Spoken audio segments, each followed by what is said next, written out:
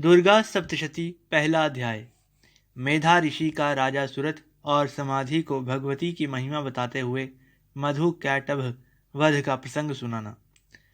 प्रथम चरित्र के ब्रह्मा ऋषि महाकाली देवता, गायत्री छंद, नंदा शक्ति, रक्तदंतिका बीज, अग्नि तत्व और ऋग्वेद स्वरूप हैं। श्री महाकाली देवता की प्रसन्नता के लिए प्रथम चरित्र के जप में विनियोग किया जाता है। भगवान विष्णु के सो जाने पर मधु और कैटभ को मारने के लिए कमल जन्मा। ब्रह्मा जी ने जिनका सत्वन किया था, उन महाकाली देवी का मैं सेवन करता हूँ। वे अपने 10 हाथों में खड्ग, चक्र, गदा, बाण, धनुष, परिघ, शूल, भुजुंडी, मस्तक और शंख धारण करती हैं। उनके 3 नेत्र हैं। वे समस्त अंगों में दिव्य आभूषणों से विभूषित हैं।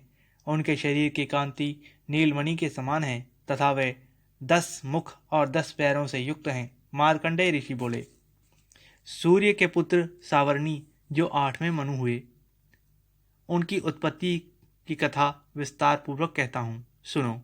सूर्य कुमार महाभाग सावर्णी भगवती महामाया के अनुग्रह से जिस प्रकार मनवंतर के स्वामी हुए, वही प्रसंग सुनाता हूँ। पूर्व काल की बात है। सवारावचिश मनवंतर में सुरथ नाम के एक राजा थे, जो चैत्र वंश में उत्पन्न हुए थे। उनका समस्त भूमंडल पर अधिकार था।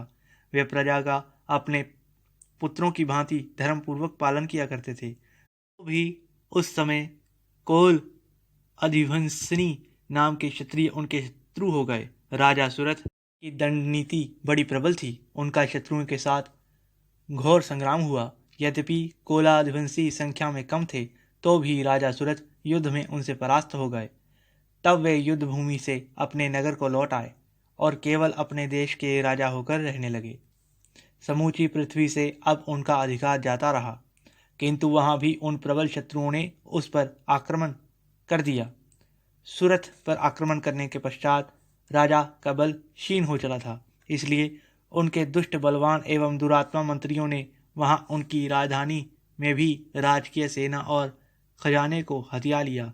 सुरथ का प्रभुत्व नष्ट हो चुका था, इसलिए वे शिकार खेलने के बहाने घोड़े पर सवार हो वहां से अकेले ही एक घने जंगल में चले गए।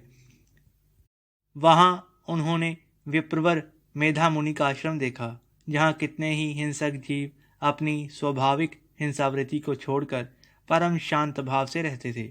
मुनि के बहुत से शिष्य उन वन की शोभा बढ़ा रहे थे। वहां जाने पर मुनि ने उनका सत्कार किया और वे उन मुनि श्रेष्ठ के आश्रम पर इधर उधर विचरते हुए कुछ काल तक रहे। फिर ममता से आकृष्ट चित्त होकर वहां इस प्रकार चिंता करने लगे, पूर्व काल में मेरे पूर्वजों ने जिसका पालन किया था, वही नगर आज मुझसे रहित है। पता नहीं मेरे दुराचारी भृत्यगण उसकी धर्मपूर्वक रक्षा करते हैं या नहीं। जो सदा मत की वर्षा करने वाला और शूरवीर था, वह मेरा प्रधान हाथी अब शत्रुओं के अधीन होकर न जाने किन भोगों को भोगता होगा। जो लोग मेरी कृपा, धन और भोजन पाने के लिए सदा मेरे पीछे पीछे चलते थे, वे निश्चय ही अब दूसरे राजाओं का अनुसरण करते होंगे। उन अपव्ययी लोगों के द्वारा सदा खर्च होते रहने के कारण अत्यंत कष्ट से जमा किया हुआ मेरा वह खजाना खाली हो जाएगा। ये तथा और भी कई बातें राजा सुरथ निरंतर सोचते रहते थे। एक दिन उन्होंने वहां विप्रभर मेधा के आश्रम के निकट एक वैश्य को देखा और उससे पूछा, भाई, तुम कौन हो? यहाँ तुम्हारे आने का क्या कारण है? तुम क्यों शोकग्रस्त और अनमने से दिखाई देते हो? राजा सूरत का यह प्रेम पूर्वक कहा हुआ वचन सुनकर वैश्य ने विनीत भाव से उन्हें प्रणाम करके कहा। वैश्य बोला, राजन, मैं धनियों के कुल में उत्पन्न एक वैश्य हूँ। मेरा नाम समाधि है। मेरे दुष्ट स्त्री पुत्रों ने धन के लोभ से मुझे घर से बाहर निकाल दिया है। मैं इस समय धन, स्त्री और पुत्रों से वंचित हूँ। मेरे विश्वसनीय बंधुओं ने मेरा ही धन लेकर मुझे दूर कर दिया है, इसलिए दुखी होकर मैं वन में चला आया हूँ। यहाँ रहकर मैं इस बात को नहीं जानता कि मेरे पुत्रों की, स्त्री की और स्वजनों की कुशलता है सही से कि नहीं। इस समय घर में वे कुशल से रहते हैं अथवा उन्हें कोई कष्ट है। मेरे वे पुत्र कैसे हैं? क्या वे सदाचारी हैं अथवा दुराचारी हो गए हैं? राजा ने पूछा। जिन लोभी स्त्री पुत्र आदि ने धन के कारण तुम्हें घर से निकाल दिया, उनके प्रति तुम्हारे चित्त में इतना स्नेह का बंधन क्यों है? वैश्य बोला, आप मेरे विषय में जैसी बात कहते हैं वह सब ठीक है, किंतु क्या करूं, मेरा मन निष्ठुरता नहीं धारण करता। जिन्होंने धन के लोभ में पड़कर पिता के प्रति स्नेह, पति के प्रति प्रेम और आत्मीय जन के प्रति अनुराग को तिलांजलि दे मुझे घर से निकाल दिया है, उन्हीं के प्रति मेरे हृदय में इतना स्नेह है। महामते, गुणहीन बंधुओं के प्रति भी जो मेरा चित्त इस प्रकार प्रेम मगन हो रहा है, यह क्या है? इस बात को मैं जानकर भी नहीं जान पाता। उनके लिए मैं लंबी सांसें ले रहा हूँ और मेरा हृदय अत्यंत दुखित हो रहा है। उन लोगों में प्रेम का सर्वथा अभाव है, तो भी उनके प्रति जो मेरा मन निष्ठुर नहीं हो पाता, इसके लिए क्या करूं? मार्कंडेय जी कहते हैं, ब्राह्मण, तदंतर राजाओं में श्रेष्ठ सुरथ और वह समाधि नामक वैश्य दोनों साथ साथ मेधा मुनि की सेवा में उपस्थित हो गए और उसके साथ यथा योग्य न्याय अनुकूल विनयपूर्ण बर्ताव करके बैठे। तत्पश्चात वैश्य और राजा ने कुछ वार्तालाप आरंभ किया। राजा ने कहा, भगवान, मैं आपसे एक बात पूछना चाहता हूँ, उसे बताइए। मेरा चित्त अपने अधीन न होने के कारण वह बात मेरे मन को बहुत दुख देती है। जो राज्य मेरे हाथ से चला गया है, उसमें और उसके संपूर्ण अंगों में मेरी ममता बनी हुई है। मुनिश्रेष्ठ, यह जानते हुए भी कि वह अब मेरा नहीं है, अज्ञानी की भांति मुझे उसके लिए दुख होता है। यह क्या है? इधर यह वैश्य भी घर से अपमानित होकर आया है। इसके पुत्र, स्त्री और भृत्यों ने इसे छोड़ दिया है। स्वजनों ने भी इसका परित्याग कर दिया है, तो भी यह उनके प्रति अत्यंत हार्दिक स्नेह रखता है। इस प्रकार यह तथा मैं दोनों ही बहुत दुखी हैं। जिसमें प्रत्यक्ष दोष देखा गया है, उस विषय के लिए भी हमारे मन में ममता जनित आकर्षण पैदा हो रहा है। महाभाग, हम दोनों समझदार हैं, तो भी हममें जो मोह पैदा हुआ है, यह क्या है? विवेक शून्य पुरुष की भांति मुझ में और इसमें भी यह मूर्ता प्रत्यक्ष दिखाई देती है। ऋषि बोले, महाभाग, विषय मार्ग का ज्ञान सब जीवों को होता है। इसी प्रकार विषय भी सबके लिए अलग अलग होता है। कुछ प्राणी दिन में नहीं देखते और दूसरे रात में ही नहीं देखते, तथा कुछ जीव ऐसे हैं जो दिन और रात्रि में भी बराबर ही देखते हैं। यह ठीक है कि मनुष्य समझदार होते हैं, किंतु केवल वे ही ऐसे नहीं होते। पशु, पक्षी और मृग आदि सभी प्राणी समझदार होते हैं। मनुष्यों की समझ भी वैसी ही होती है जैसी उन मृग और पक्षियों की होती है, तथा जैसी मनुष्यों की होती है वैसी ही उन मृग पक्षी आदि की होती है। यह तथा अन्य बातें भी प्रायः दोनों में समान ही हैं। समझ होने पर भी इन पक्षियों को तो देखो, ये स्वयं भूख से पीड़ित होते हुए भी मोहवश बच्चों की चोंच में कितने चाव से अन्न के दाने डाल रहे हैं। नरश्रेष्ठ, क्या तुम नहीं देखते कि ये मनुष्य समझदार होते हुए भी लोभवश अपने किए हुए उपकार का बदला पाने के लिए पुत्रों की अभिलाषा करते हैं? यद्यपि उन सब में समझ की कमी नहीं है, तथापि वे संसार की स्थिति, जन्म मरण की परंपरा बनाए रखने वाले भगवती महामाया के प्रभाव द्वारा ममतामय भंवर से युक्त मोह के गहरे गर्त में गिराए गए हैं। इसलिए इसमें आश्चर्य नहीं करना चाहिए। जगदीश्वर भगवान विष्णु की योग निद्रा रूपा जो भगवती महामाया है, उन्हीं से यह जगत मोहित हो रहा है। वे भगवती महामाया देवी ज्ञानियों के भी चित्त को बलपूर्वक खींचकर मोह में डाल देती हैं। वे ही इस संसार चराचर जगत अर्थात वे ही इस संपूर्ण चराचर जगत की सृष्टि करती हैं, तथा वे ही प्रसन्न होने पर मनुष्यों को मुक्ति के लिए वरदान भी देती हैं। वे ही पराविद्या, संसार बंधन और मोक्ष की हेतु भूता सनातनी देवी तथा संपूर्ण ईश्वरों की भी ईश्वरी हैं, अधीश्वरी हैं। राजा ने पूछा, भगवान, जिन्हें आप महामाया कहते हैं, वे देवी कौन हैं? ब्राह्मण, उनका आविर्भाव कैसे हुआ तथा उनके चरित्र कौन कौन हैं? ब्रह्मवेताओं में श्रेष्ठ महर्षि उन देवी का जैसा प्रभाव हो, जैसा स्वरूप हो और जिस प्रकार प्रादुर्भाव हुआ हो, वह सब मैं आपके मुख से सुनना चाहता हूँ। ऋषि बोले, राजन, वास्तव में तो वे देवी नित्य स्वरूपा ही हैं। संपूर्ण जगत उन्हीं का रूप है तथा उन्होंने समस्त विश्व को व्याप्त कर रखा है, तथापि उनका प्राकट्य अनेक प्रकार से होता है। वह मुझसे सुनो। यद्यपि वे नित्य और अजन्मा हैं, तथापि जब देवताओं का कार्य सिद्ध करने के लिए प्रकट होती हैं, उस समय लोक में उत्पन्न हुई कहलाती हैं। कल्प के अंत में जब संपूर्ण जगत एक अर्णव में निमग्न हो रहा था और सबके प्रभु भगवान विष्णु शेषनाग की शैया बिछाकर योग निद्रा का आश्रय ले सो रहे थे, उस समय उनके कानों के मैल से दो भयंकर असुर उत्पन्न हुए, जो मधु और कैटभ के नाम से विख्यात थे। वे दोनों ब्रह्मा जी का वध करने को तैयार हो गए। भगवान विष्णु के नाभि कमल में विराजमान प्रजापति ब्रह्मा जी ने जब उन दोनों भयानक असुरों को अपने पास आया देखा और भगवान को सोया हुआ देखा, तब एकाग्रचित होकर उन्होंने भगवान विष्णु को जगाने के लिए उनके नेत्रों में निवास करने वाली योग निद्रा का सत्वन आरंभ किया, जो इस विश्व की अधीश्वरी, जगत को धारण करने वाली, संसार का पालन और संहार करने वाली तथा तेज स्वरूप भगवान विष्णु की अनुपम शक्ति हैं। उन्हीं भगवती निद्रा देवी की भगवान ब्रह्मा स्तुति करने लगे। ब्रह्मा जी ने कहा, देवी, तुम ही स्वाहा, तुम ही स्वधा और तुम ही वष्टकार हो। स्वर भी तुम्हारे ही स्वरूप हैं। तुम ही जीवनदायिनी सुधा हो। नित्य अक्षर प्रणव में अकार, उकार, मकार इन तीन मात्राओं के रूप में तुम ही स्थित हो तथा इन तीन मात्राओं के अतिरिक्त जो बिंदु रूपा नित्य अर्ध मात्रा है, जिसका विशेष रूप से उच्चारण नहीं किया जा सकता, वह भी तुम ही हो। देवी, तुम ही संध्या, सावित्री तथा परम जननी हो। देवी, तुम ही इस विश्व ब्रह्मांड को धारण करती हो। तुमसे ही इस जगत की सृष्टि होती है, तुम ही से इसका पालन होता है और सदा तुम ही कल्प के अंत में सबको अपना ग्रास बना लेती हो। जगन्मयी देवी, इस जगत की उत्पत्ति के समय तुम सृष्टि रूपा हो, पालन काल में स्थिति रूपा हो और कल्पांत के समय संहार रूपा हो, जो संहार रूप धारण करने वाली हो।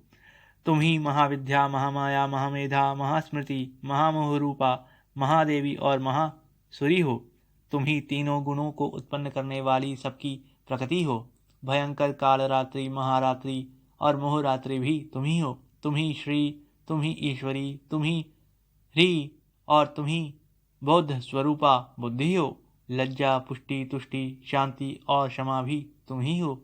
तुम खड्गधारिणी, शूलधारिणी, घोर रूपा तथा गदा, चक्र, शंख और धनुष धारण करने वाली हो। बाण, भुषुंडी और परिघ ये भी तुम्हारे अस्त्र हैं। तुम सौम्य और सौम्यतर हो। इतना ही नहीं, जितने भी सौम्य एवं सुंदर पदार्थ हैं, उन सब की अपेक्षा तुम अत्यधिक सुंदरी हो। पर और अपर सबसे परे रहने वाली परमेश्वरी तुम ही हो। सर्वस्वरूपे देवी, कहीं भी सत असत रूप जो कुछ वस्तुएं हैं और उन सब की जो शक्ति है, वह तुम ही हो। ऐसी अवस्था में तुम्हारी स्तुति क्या हो सकती है? जो इस जगत की सृष्टि, पालन और संहार करते हैं, उन भगवान को भी जब तुमने निद्रा के अधीन कर दिया है, तब तुम्हारी स्तुति करने में यहाँ कौन समर्थ हो सकता है? मुझको, भगवान शंकर को तथा भगवान विष्णु को भी तुमने ही शरीर धारण कराया है, अतः तुम्हारी स्तुति करने की शक्ति किसमें है? देवी, तुम तो अपने उदार प्रभावों से ही प्रशंसित हो। ये जो दोनों दुर्धर्ष असुर मधु और कैटभ हैं, इनको मुंह में डाल दो और जगदीश्वर भगवान विष्णु को शीघ्र ही जगा दो। साथ ही इनके भीतर इन दोनों महान असुरों को मार डालने की बुद्धि उत्पन्न कर दो। ऋषि कहते हैं, राजन, जब ब्रह्मा जी ने वहाँ मधु और कैटभ को मारने के उद्देश्य से भगवान विष्णु को जगाने के लिए तमोगुण की अधिष्ठात्री देवी योग निद्रा की इस प्रकार स्तुति की, तब वे भगवान के नेत्र, मुख, नासिका, बाहु, हृदय और वक्ष स्थल से निकलकर अव्यक्ता जन्मा ब्रह्मा जी की दृष्टि के समक्ष खड़ी हो गईं। योग निद्रा से मुक्त होने पर जगत के स्वामी भगवान जनार्दन उस एक अर्णव के जल में शेषनाग की शैया से जाग उठे। फिर उन्होंने उन दोनों असुरों को देखा। वे दुरात्मा मधु और कैटभ अत्यंत बलवान तथा पराक्रमी थे और क्रोध से लाल आंखें किए हुए ब्रह्मा जी को खा जाने के लिए उद्योग कर रहे थे। तब भगवान श्री हरि ने उठकर उन दोनों के साथ 5000 वर्षों तक केवल बाहु युद्ध किया। वे दोनों भी अत्यंत बल के कारण उन्मत्त हो रहे थे। इधर महामाया ने भी उन्हें मोह में डाल रखा था, इसलिए वे भगवान विष्णु से कहने लगे, हम तुम्हारी वीरता से संतुष्ट हैं, तुम हम लोगों से कोई वर मांगो। श्री भगवान बोले, यदि तुम दोनों मुझ पर प्रसन्न हो तो अब मेरे हाथ से मारे जाओ, बस इतना ही वर मैंने मांगा है, यहाँ दूसरे किसी वर से क्या लेना है। ऋषि कहते हैं, इस प्रकार धोखे में आ जाने पर जब उन्होंने संपूर्ण जगत में जल ही जल देखा, तब कमल नयन भगवान से कहा, जहाँ पृथ्वी जल में डूबी हुई ना हो, जहाँ सूखा स्थान हो, वहीं हमारा वध करो। ऋषि कहते हैं, तब तथास्तु कहकर शंख चक्र और गदा धारण करने वाले भगवान ने उन दोनों के मस्तक अपनी जांघ पर रखकर चक्र से काट डाले। इस प्रकार ये देवी महामाया ब्रह्मा जी की स्तुति करने पर स्वयं प्रकट हुई थी। इस प्रकार श्री मार्कंडेय पुराण में सावर्णिक मनवंतर की कथा के अंतर्गत देवी महात्म्य में मधु कैटभ नामक पहला अध्याय संपूर्ण हुआ।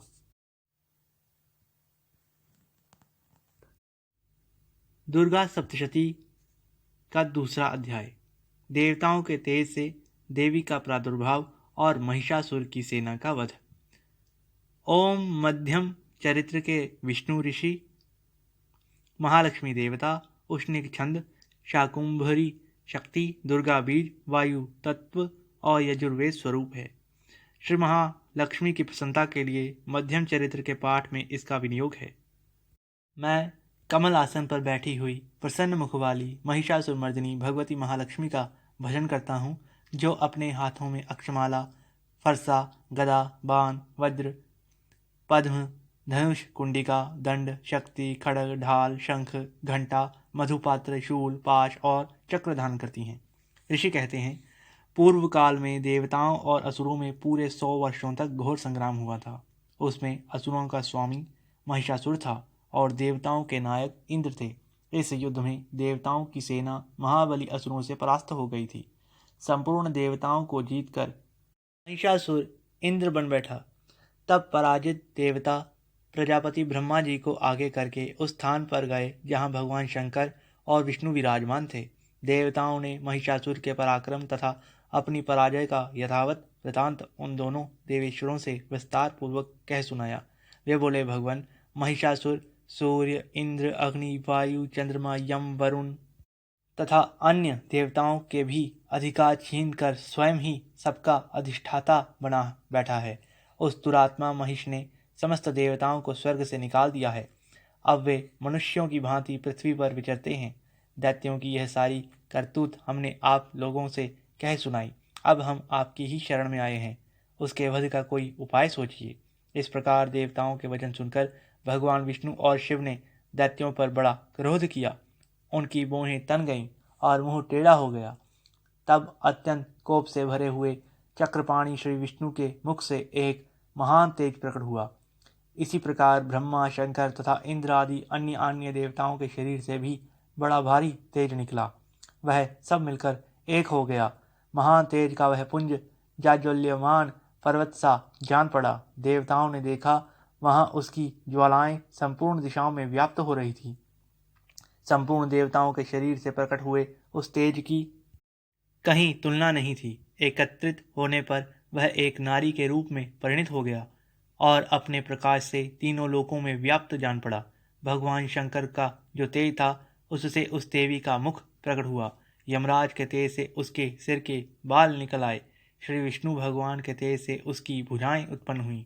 चंद्रमा के तेज से दोनों स्तनों का और इंद्र के तेज से मध्य भाग कटि प्रदेश का प्रादुर्भाव हुआ। वरुण के तेज से जंघा और पिंडली तथा पृथ्वी के तेज से नितंब भाग प्रकट हुआ। ब्रह्मा के तेज से दोनों चरण और सूर्य के तेज से उनकी अंगुलियां हुईं। वसुओं के तेज से हाथों की अंगुलियां और कुबेर के तेज से नासिका प्रकट हुई। उस देवी के दांत प्रजापति के तेज से और तीनों नेत्र अग्नि के तेज से प्रकट हुए थे। उसकी भौहें संध्या के और कान वायु के तेज से उत्पन्न हुए थे। इसी प्रकार अन्य अन्य देवताओं के तेज से भी उस कल्याणमयी देवी का आविर्भाव हुआ। तदंतर समस्त देवताओं के तेज पुंज से प्रकट हुई देवी को देखकर महिषासुर के सताए हुए देवता बहुत प्रसन्न हुए। पिनाकधारी भगवान शंकर ने अपने शूल से एक शूल निकालकर उन्हें दे दिया। फिर भगवान विष्णु ने भी अपने चक्र से चक्र उत्पन्न करके भगवती को अर्पण किया। वरुण ने भी शंख भेंट किया। अग्नि ने उन्हें शक्ति दी और वायु ने धनुष तथा बाण से भरे हुए 2 तरकस प्रदान किए। सहस्त्र नेत्रों वाले देवराज इंद्र ने अपने वज्र से वज्र उत्पन्न करके दिया और ऐरावत हाथी से उतार कर एक घंटा भी प्रदान कर दिया। यमराज ने कालदंड से दंड, वरुण ने पाश, प्रजापति ने स्फटिकाक्ष की माला तथा ब्रह्मा जी ने कमंडलू भेंट किया। सूर्य ने देवी के समस्त रोम कूपों में अपनी किरणों का तेज भर दिया। काल ने उन्हें चमकती हुई ढाल और तलवार दी। क्षीर समुद्र ने उज्ज्वल हार तथा कभी दृढ़ न होने वाले 2 दिव्य वस्त्र भेंट किए। साथ ही उन्होंने दिव्य चूड़ामणि, 2 कुंडल, कड़े, उज्ज्वल अर्धचंद्र, सब बाहुओं के लिए कयूर, दोनों चरणों के लिए निर्मल नुपुर, गले की सुंदर हंसली और सब अंगुलियों में पहनने के लिए रत्नों की बनी अंगूठियां भी दीं। विश्वकर्मा ने उन्हें अत्यंत निर्मल फरसा भेंट किया। साथ ही अनेक प्रकार के अस्त्र और अभेद्य कवच भी दिए। इनके सिवा मस्तक और वक्षस्थल पर धारण करने के लिए कभी न कुम्हलाने वाले कमलों की मालाएं दी। जल्दी ने उन्हें सुंदर कमल का फूल भेंट किया। हिमालय ने सवारी के लिए सिंह तथा भांति भांति के रत्न समर्पित किए। धन अध्यक्ष कुबेर ने मधु से भरा पानपात्र दिया तथा संपूर्ण नागों के राजा शेष ने, जो इस पृथ्वी को धारण करते हैं, उन्हें बहुमूल्य मणियों से विभूषित नागहार भेंट किया। इसी प्रकार अन्य देवताओं ने भी आभूषण और अस्त्र शस्त्र देकर देवी का सम्मान किया। तत्पश्चात उन्होंने बारंबार अट्टहास पूर्वक उच्च स्वर से गर्जना की। उनके भयंकर नाद से संपूर्ण आकाश गूंज उठा। देवी का वह अत्यंत उच्च स्वर किया हुआ सिंहनाद कहीं समा न सका। आकाश उसके सामने लघु प्रतीत होने लगा। उससे बड़े जोर की प्रतिध्वनि हुई, जिससे संपूर्ण विश्व में हलचल मच गई और समुद्र कांप उठे, पृथ्वी डोलने लगी और समस्त पर्वत हिलने लगे। उस समय देवताओं ने अत्यंत प्रसन्नता के साथ सिंह वाहिनी भवानी से कहा, देवी तुम्हारी जय हो। साथ ही महर्षियों ने भक्तिभाव से विनम्र होकर उनका सत्वन किया। संपूर्ण त्रिलोकी को शोभग्रस्त देख दैत्यगण अपनी समस्त सेना को कवच आदि सुसज्जित कर हाथों में हथियार ले सहसा उठकर खड़े हो गए। उस समय महिषासुर ने बड़े क्रोध में आकर कहा, आह, यह क्या हो रहा है। फिर वह संपूर्ण असुरों से घिरकर उस सिंहनाद की ओर लक्ष्य करके दौड़ा और आगे पहुंचकर उसने देवी को देखा, जो अपनी प्रभा से तीनों लोकों को प्रकाशित कर रही थी। उनके चरणों के भार से पृथ्वी दबी जा रही थी। माथे के मुकुट से आकाश में रेखा सी खींच रही थी तथा वह अपने धनुष की टंकार से 7 पातालों को शुद्ध किए देती थी। देवी अपनी हजारों भुजाओं से संपूर्ण दिशाओं को आच्छादित करके खड़ी थीं। तदंतर उनके साथ दैत्यों का युद्ध छिड़ गया। नाना प्रकार के अस्त्र शस्त्रों के प्रहार से संपूर्ण दिशाएं उद्भासित होने लगीं। चिक्षुर नामक महान असुर महिषासुर का सेना नायक था। वह देवी के साथ युद्ध करने लगा। अन्य दैत्यों की चतुरंगिनी सेना साथ लेकर चामर भी लड़ने लगा। 60,000 रथियों के साथ आकर उदर्ग नामक महादैत्य ने लोहा लिया। 1 करोड़ रथियों के साथ मिलकर महाहनु नामक दैत्य युद्ध करने लगा, जिसके रोए तलवार के समान तीखे थे। वह असीलोमा नाम का महादैत्य 5 करोड़ रथी सैनिकों सहित युद्ध में आ डटा। 60 लाख रथियों से घिरा हुआ भास्कर नामक दैत्य भी उस युद्ध भूमि में लड़ने लगा। परिवारित नामक राक्षस हाथी सवार और घुड़सवारों के अनेक दलों तथा 1 करोड़ रथियों की सेना लेकर युद्ध करने लगा। बिडाल नामक दैत्य 5 अरब रथियों से घिरकर लोहा लेने लगा। इनके अतिरिक्त और भी हजारों महादैत्य रथ, हाथी और घोड़ों की सेना साथ लेकर महादेवी के साथ युद्ध करने लगे। स्वयं महिषासुर उस रणभूमि में कोटि कोटि सहस्त्र रथ, हाथी और घोड़ों की सेना से घिरा हुआ खड़ा था। वे दैत्य देवी के साथ तोमर, बिंदीपाल, शक्ति, मूसल, खड़ग, परशु और पटिश आदि अस्त्र शस्त्रों का प्रहार करते हुए युद्ध कर रहे थे। कुछ दैत्यों ने उन पर शक्ति का प्रहार किया, कुछ लोगों ने पाश फेंके तथा कुछ दूसरे दैत्यों ने खड़ग प्रहार करके देवी को मार डालने का उद्योग किया। देवी ने भी क्रोध में भरकर खेल खेल में ही अपने अस्त्र शस्त्रों की वर्षा करके दैत्यों के वे समस्त अस्त्र शस्त्र काट डाले। उनके मुख पर परिश्रम या थकावट का रंच मात्र भी चिन्ह नहीं था। देवता और ऋषि उनकी स्तुति करते थे और वे भगवती परमेश्वरी दैत्यों के शरीरों पर अस्त्र शस्त्रों की वर्षा करती रहीं। देवी का महान सिंह वाहन भी क्रोध में भरकर गर्दन के बालों को हिलाता हुआ असुरों की सेना में इस प्रकार विचरने लगा मानो वनों में दवानल फैल रहा हो। रणभूमि में दैत्यों के साथ युद्ध करती हुई अंबिका देवी ने जितने निश्वास छोड़े सभी तत्काल सैकड़ों हजारों गणों के रूप में प्रकट हो गए और परशु भिंदीपाल खड़ग तथा पटिश आदि अस्त्रों द्वारा असुरों का सामना करने लगे। देवी की शक्ति से बढ़े हुए वे गण असुरों का नाश करते हुए नगाड़ा और शंख आदि बाजे बजाने लगे। उस संग्राम महोत्सव में कितने ही गण मृदंग बजा रहे थे। तदंतर देवी ने त्रिशूल से, गदा से, शक्ति की वर्षा से और खड्ग आदि से सैकड़ों महादैत्यों का संहार कर डाला। कितनों को घंटे के भयंकर नाद से मूर्छित करके मार गिराया। बहुतेरे दैत्यों को पाय से बांधकर धरती पर घसीटा। कितने ही दैत्य उनकी तीखी तलवार की मार से दो दो टुकड़ों में बट गए। कितने ही गदा की चोट से घायल हो धरती पर सो गए। कितने ही मूसल की मार से अत्यंत आहत होकर रक्त वमन करने लगे। कुछ दैत्य शूल से छाती फट जाने के कारण पृथ्वी पर ढेर हो गए। उस रणांगण में बाण समूहों की वृष्टि से कितने ही असुरों की कमर टूट गई। बाज की तरह झपटने वाले देवी पिंडक दैत्यगण अपने प्राणों से हाथ धोने लगे।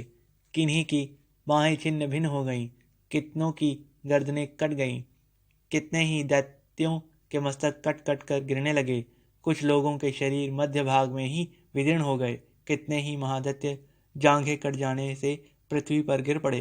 कितनों को ही देवी ने एक बांह, एक पैर और एक नेत्र वाले करके दो टुकड़ों में चीर डाला। कितने ही दैत्य मस्तक कट जाने पर भी गिरकर फिर उठ जाते थे और केवल धड़ के ही रूप में अच्छे अच्छे हथियार हाथ में ले देवी के साथ युद्ध करने लगते थे।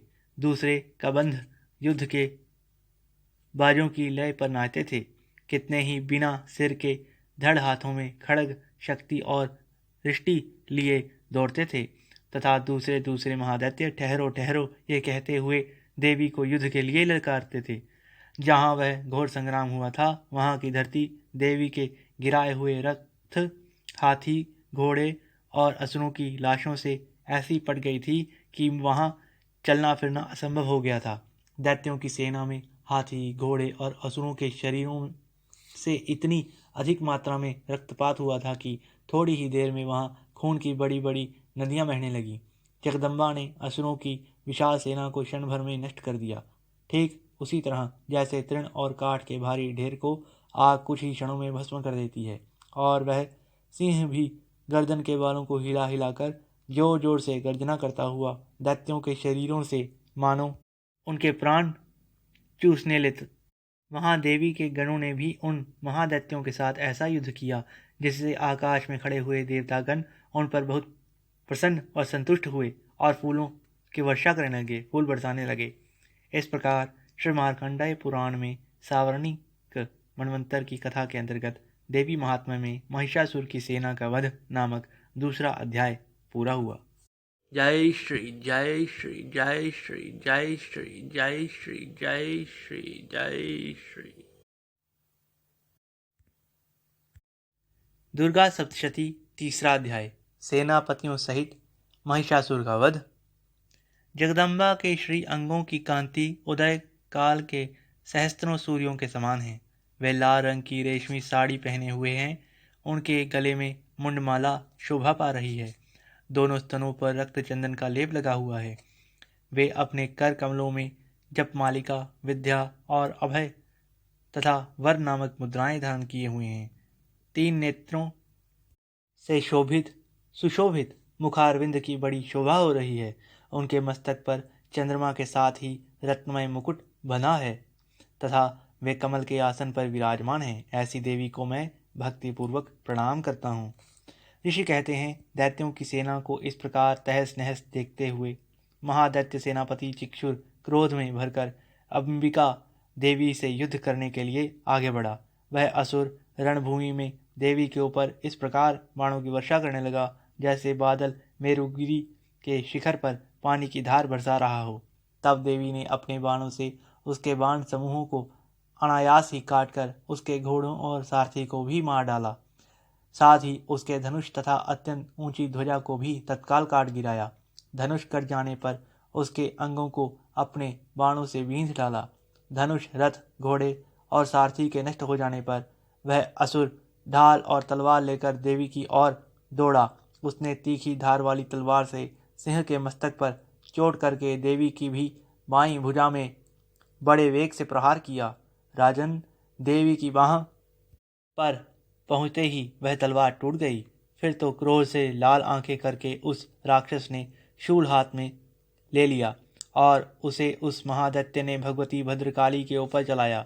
वह शूल आकाश से गिरते हुए सूर्यमंडल की भांति अपने तेज से प्रज्वलित हो उठा।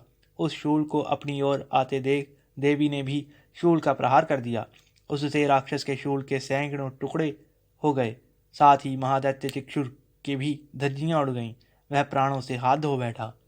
महिषासुर के सेनापति उस महापराक्रमी चिक्षुर के मारे जाने पर देवताओं को पीड़ा देने वाला चामर हाथी पर चढ़कर आया।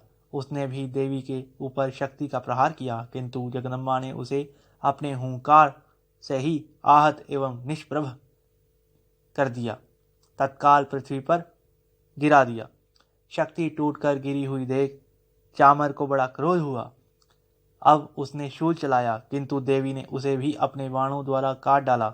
इतने में ही देवी का सिंह उछलकर हाथी के मस्तक पर चढ़ बैठा और उस दैत्य के साथ खूब जोर लगाकर बाहुयुद्ध करने लगा। वे दोनों लड़ते लड़ते हाथी से पृथ्वी पर आ गए और अत्यंत क्रोध में भरकर एक दूसरे पर बड़े भयंकर प्रहार करते हुए लड़ने लगे। तदंतर सिंह बड़े वेग से आकाश की ओर उछला और उधर से गिरते समय उसने पंजों की मार से चामर का सिर धड़ से अलग कर दिया। इसी प्रकार उदर्ग भी शिला और वृक्ष आदि की मार खाकर रणभूमि में देवी के हाथ से मारा गया तथा कराल भी दांतों, मुक्कों और थप्पड़ों की चोट से धराशाही हो गया। क्रोध में भरी हुई देवी ने गदा की चोट से उद्धत का कचूमर निकाल डाला। बिंदीपाल से वाष्कल को तथा बाणों से ताम्र और अंधक को मौत के घाट उतार दिया। 3 नेत्रों वाली परमेश्वरी ने त्रिशूल से उग्र अस्य, उग्र वीर्य तथा महाहनु नामक दैत्य को मार डाला। तलवार की चोट से बिड़ाल के मस्तक को धड़ से काट गिराया। दुर्धर और दुर्मुख इन दोनों को भी अपने बाणों से यमलोक भेज दिया। इस प्रकार अपनी सेना का संहार होता देख महिषासुर ने महसे का रूप धारण करके देवी के गणों को त्रास देना आरंभ कर दिया। किन्हीं को थूतून से मारकर, किन्हीं के ऊपर खुरों का प्रहार करके, किन्हीं किन्हीं को पूंछ से चोट पहुंचाकर, कुछ को सींगों से विदीर्ण करके, कुछ गणों को वेग से, किन्हीं को सिंहनाद से, कुछ को चक्कर देकर और कितनों को निश्वास वायु के झोंके से धराशाही कर दिया। इस प्रकार गणों की सेना को गिराकर वह असुर महादेवी के सिंह को मारने के लिए झपटा। इससे जगदम्बा को बड़ा क्रोध हुआ। उधर महापराक्रमी महिषासुर भी क्रोध में भरकर धरती को खुरों से खोदने लगा तथा अपने सींगों से ऊंचे ऊंचे पर्वतों को उठाकर फेंकने और गलने लगा। उसके वेग से चक्कर देने के कारण पृथ्वी क्षुब्ध होकर फटने लगी। उसकी पूंछ से टकराकर समुद्र सब ओर से धरती को डुबोने लगा। हिलते हुए सिंहों के आघात से विदीर्ण होकर बादलों के टुकड़े टुकड़े हो गए। उसके श्वास की प्रचंड वायु के वेग से उड़े हुए सैकड़ों पर्वत आकाश से गिरने लगे। इस प्रकार क्रोध में भरे हुए उस महादैत्य को अपनी ओर आते देख चंडिका ने उसका वध करने के लिए महान क्रोध किया। उन्होंने पाश फेंक कर उस महान असुर को बांध लिया। उस महासंग्राम में बंध जाने पर उसने भैंसे का रूप त्याग दिया और तत्काल सिंह के रूप में वह प्रकट हो गया। उस अवस्था में जगदम्बा ज्यों ही उसका मस्तक काटने के लिए उद्यत हुई, त्यों ही वह खड्गधारी पुरुष रूप में दिखाई देने लगा। तब देवी ने तुरंत ही बाणों की वर्षा करके ढाल और तलवार के साथ उस पुरुष को भी भींज डाला। इतने में ही वह महान गजराज के रूप में परिणत हो गया तथा अपनी सूंड से देवी के विशाल सिंह को खींचने और गढ़ने लगा। खींचते समय देवी ने तलवार से उसकी सूंड काट डाली। तब उस महादैत्य ने पुनः भैंसे का शरीर धारण कर लिया और पहले की भांति चराचर प्राणियों सहित तीनों लोगों को व्याकुल करने लगा। तब क्रोध में भरी हुई जगन्माता चंडिका बारंबार उत्तम मधु का पान करने और लाल आंखें करके हंसने लगी। उधर वह बल और पराक्रम के मद से उन्मत्त हुआ राक्षस गरजने लगा और अपने सिंहों से चंडी के ऊपर पर्वतों को फेंकने लगा। उस समय देवी अपने बाणों के समूह से उसके ऊपर फेंके हुए पर्वतों को चूर्ण करती हुई बोली। बोलते समय उनका मुख मधु के मद से लाल हो रहा था और वाणी लड़खड़ा रही थी। देवी ने कहा, ओ मूढ़, मैं जब तक मधु पीती हूँ तब तक तू क्षण भर के लिए खूब गरज ले। मेरे हाथ से यहीं तेरी मृत्यु हो जाने पर अब शीघ्र ही देवता भी गर्जना करेंगे। ऋषि कहते हैं, यूँ कहकर देवी उछली और उस महादैत्य के ऊपर चढ़ गईं। फिर अपने पैर से उसे दबाकर उन्होंने शूल से उसके कंठ में आघात कर दिया। उनके पैर से दबा होने पर भी महिषासुर अपने मुख से दूसरे रूप में बाहर होने लगा। अभी आधे शरीर से ही वह बाहर निकलने पाया कि देवी ने अपने प्रभाव से उसे रोक दिया। आधा निकला होने पर भी वह महादैत्य देवी से युद्ध करने लगा। तब देवी ने बहुत बड़ी तलवार से उसका मस्तक काट गिराया। फिर तो हाहाकार करती हुई दैत्यों की सारी सेना भाग गई तथा संपूर्ण देवता अत्यंत प्रसन्न हो गए। देवताओं ने दिव्य महर्षियों के साथ दुर्गा देवी का स्तवन किया। गंधर्व राज गाने लगे तथा अप्सराएं नृत्य करने लगीं।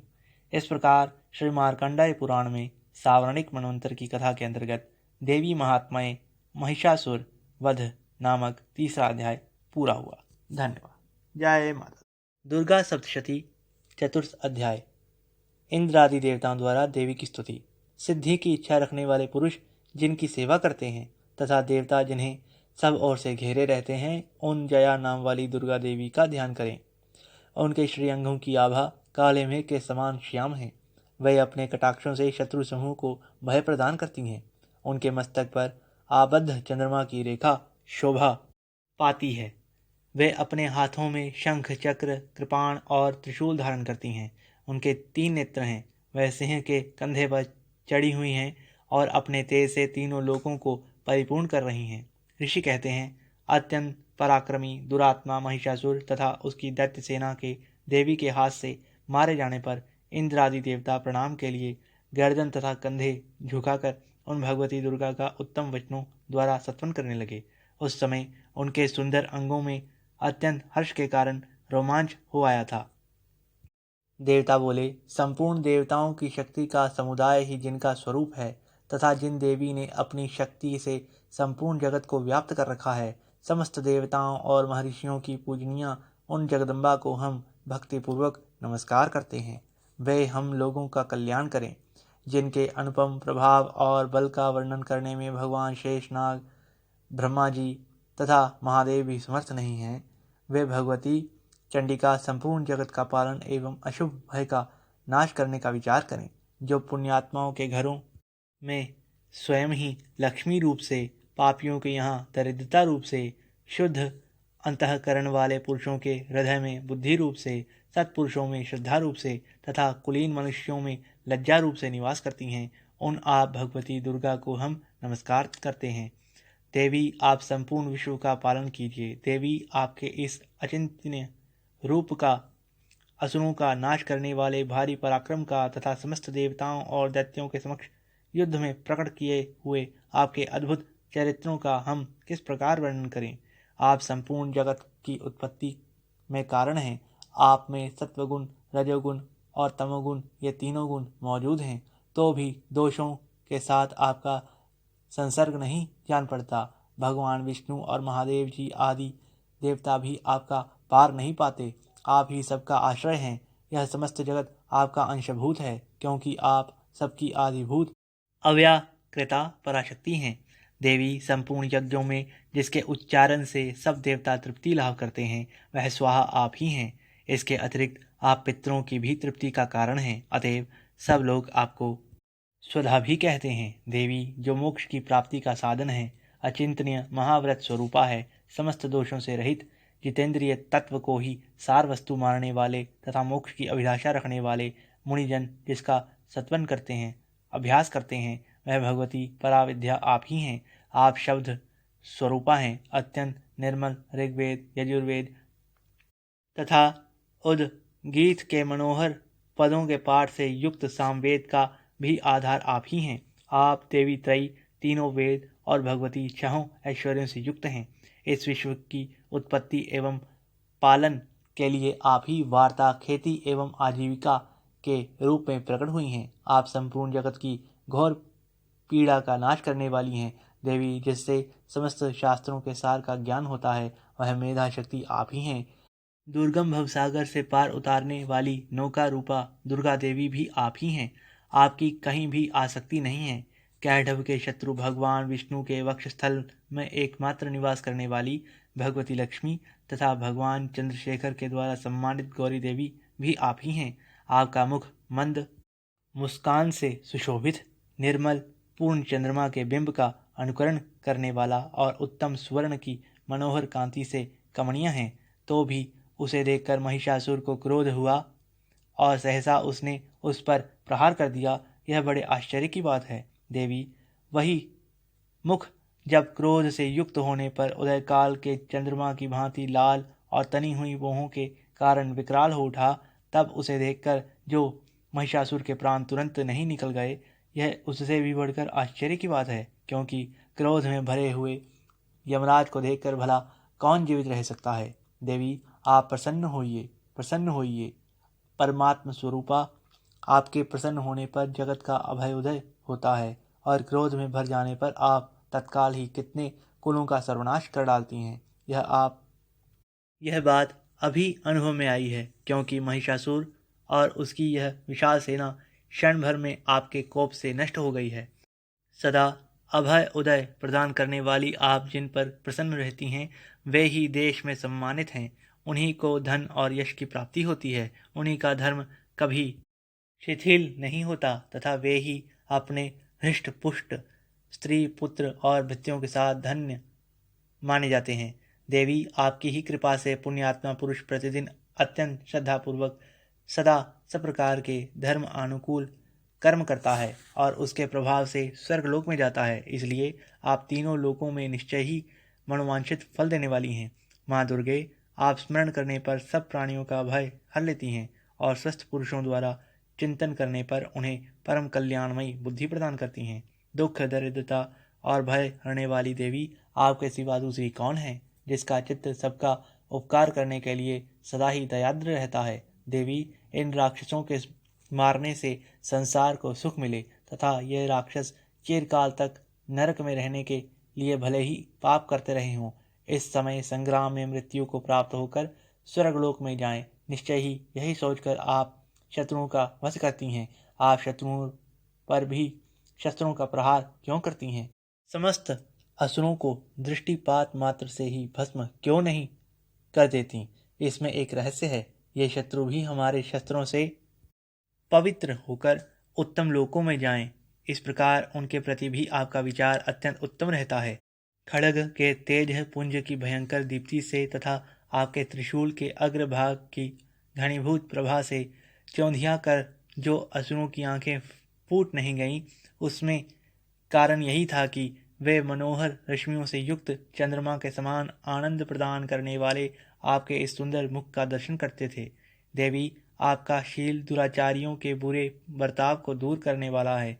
साथ ही यह रूप ऐसा है जो कभी चिंतन में भी नहीं आ सकता और जिसकी किसी कभी दूसरों से तुलना भी नहीं हो सकती, तथा आपका बल और पराक्रम तो उन दैत्यों का भी नाश करने वाला है जो कभी देवताओं के पराक्रम को भी नष्ट कर चुके थे।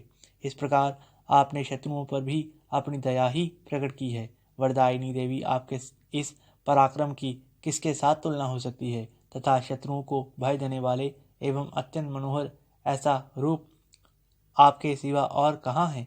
हृदय में कृपा और युद्ध में निष्ठुरता, ये दोनों बातें तीनों लोकों के भीतर केवल आप में ही देखी गई हैं। मातः, आपने शत्रुओं का नाश करके इस समस्त त्रिलोकी की रक्षा की है। उन शत्रुओं को भी युद्ध भूमि में मार कर स्वर्ग लोक में पहुंचा दिया है तथा उन्मत्त दैत्यों से प्राप्त होने वाले हम लोगों के भय को दूर कर दिया है। आपको नमस्कार है। देवी, आप शूल से हमारी रक्षा करें। अंबिके, आप खड़ग से भी हमारी रक्षा करें तथा घंटा की ध्वनि और धनुष की टंकार से भी हम लोगों की रक्षा करें। चंडी के पूर्व पूर्व पश्चिम और दक्षिण दिशा में आप हमारी रक्षा करें। तीनों लोकों में आपके जो परम सुंदर एवं अत्यंत भयंकर रूप विचरते रहते हैं, उनके द्वारा भी आप हमारी तथा इस भूलोक की रक्षा करें। अंबिके, आपके कर पल्लवों में शोभा पाने वाले खड्ग, शूल और गदा आदि जो जो अस्त्र हों, उन सब के द्वारा आप सब ओर से हम लोगों की रक्षा करें। ऋषि कहते हैं, इस प्रकार जब देवताओं ने जगन्माता दुर्गा की स्तुति की और नंदनवन के दिव्य पुष्पों एवं गंध चंदन आदि के द्वारा उनका पूजन किया, फिर सबने मिलकर जब भक्तिपूर्वक दिव्य धूपों की सुगंध निवेदन की, तब देवी ने प्रसन्न वदन होकर प्रणाम करते हुए सब देवताओं से कहा। देवी बोली, देवताओं, तुम सब लोग मुझसे जिस वस्तु की अभिलाषा रखते हो उसे मांगो। देवता बोले, भगवती ने हमारी सब इच्छा पूर्ण कर दी, अब कुछ भी बाकी नहीं है, क्योंकि हमारा यह शत्रु महिषासुर मारा गया। महेश्वरी, इतने पर भी यदि आप हमें और वर देना चाहती हैं तो हम जब जब आपका स्मरण करें तब तब आप दर्शन देकर हम लोगों के महान संकट दूर कर दिया करें। और प्रसन्नमुखी अंबिके, जो मनुष्य इन स्तोत्रों द्वारा आपकी स्तुति करे, उसे वित्त, समृद्धि और वैभव देने के साथ ही उसकी धन और स्त्री आदि संपत्ति को भी बढ़ाने के लिए आप सदा हम पर प्रसन्न रहें। ऋषि कहते हैं, राजन, देवताओं ने जब अपने तथा जगत के कल्याण के लिए भद्रकाली देवी को इस प्रकार प्रसन्न किया, तब वे तथास्तु कहकर वहीं अंतर्ध्यान हो गई। भूपाल, इस प्रकार पूर्व काल में तीनों लोगों का हित चाहने वाली देवी जिस प्रकार देवताओं के शरीर से प्रकट हुई थीं, वह सब कथा मैंने कह सुनाई। अब पुनः देवताओं का उपकार करने वाली वे देवी दुष्ट दैत्यों तथा शुंभ निशुंभ का वध करने एवं सब लोगों की रक्षा करने के लिए गौरी देवी के शरीर से जिस प्रकार प्रकट हुई थी, वह सब प्रसंग मेरे मुंह से सुनो, मैं उसका तुमसे यथावत वर्णन करता हूँ। इस प्रकार श्री मार्कंडेय पुराण में सावर्णिक मनवंतर की कथा के अंतर्गत देवी महात्म्य में शक्र आदि स्तुति नामक चतुर्थ अध्याय संपूर्ण हुआ। दुर्गा सप्तशती, 5वां अध्याय। देवताओं द्वारा देवी की स्तुति। चंडमुंड के मुख से अंबिका के रूप की प्रशंसा सुनकर शुंभ का उनके पास दूध भेजना और दूध का निराश लौटना। ओम इस उत्तर चरित्र के रुद्र ऋषि हैं, महासरस्वती देवता हैं, अनुष्टुप छंद हैं, भीमा शक्ति हैं, भ्रामरी बीज हैं, सूर्य तत्व हैं और सामवेद स्वरूप हैं। महासरस्वती की प्रसन्नता के लिए उत्तर चरित्र के पाठ में इसका विनियोग किया जाता है।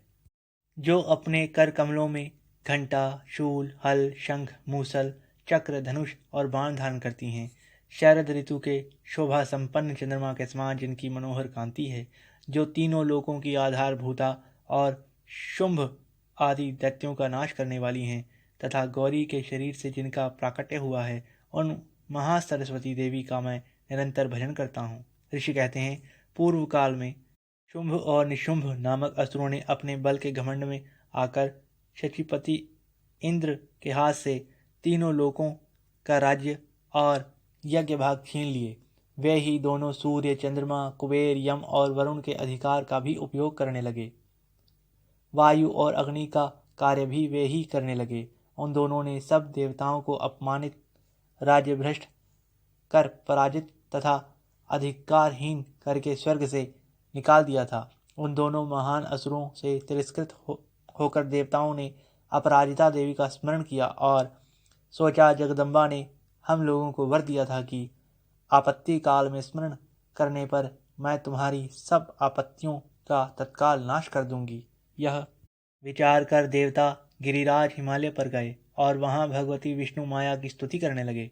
देवता बोले, देवी को नमस्कार है, महादेवी शिवा को सर्वदा नमस्कार है, प्रगति एवं भद्रा को प्रणाम है। हम लोग नियम पूर्वक जगदम्बा को नमस्कार करते हैं। रुद्रा को नमस्कार है, नित्या, गौरी एवं धात्री को बारंबार नमस्कार है।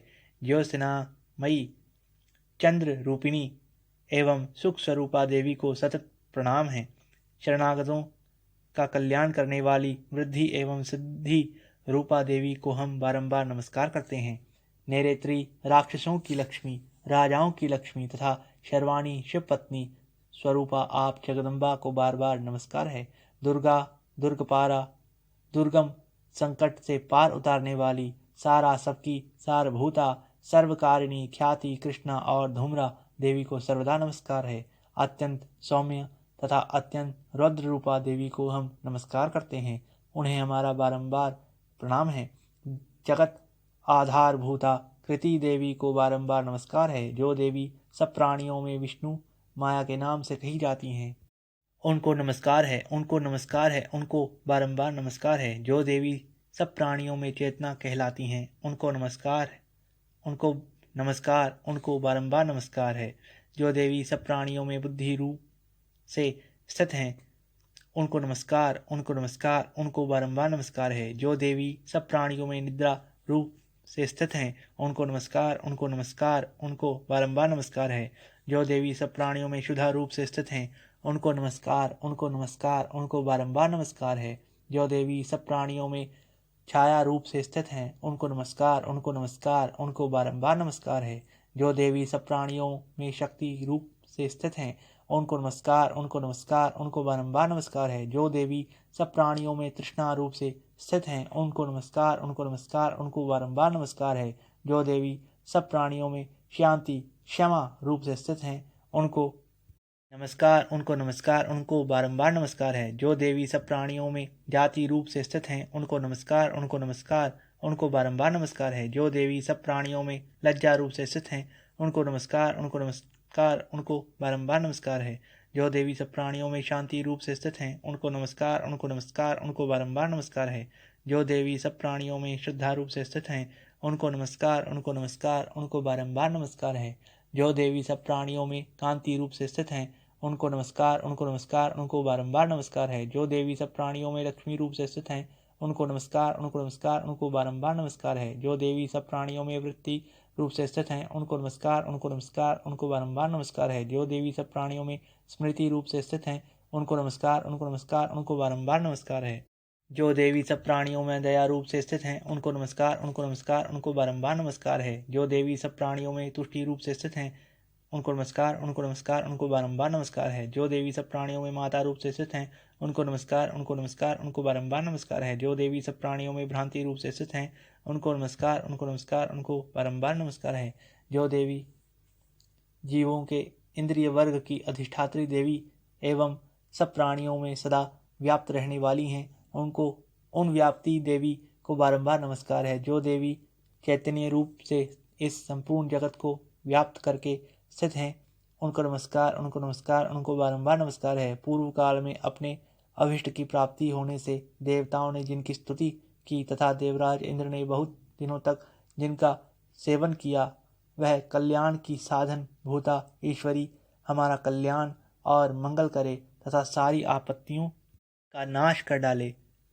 उद्दंड दैत्यों से सताए हुए हम सभी देवता जिन परमेश्वरी को इस समय नमस्कार करते हैं तथा जो भक्ति से विनम्र पुरुषों द्वारा सम्मरण की जाने पर तत्काल ही संपूर्ण विपत्तियों का नाश कर देती हैं, वे जगदम्बा हमारा संकट दूर करें।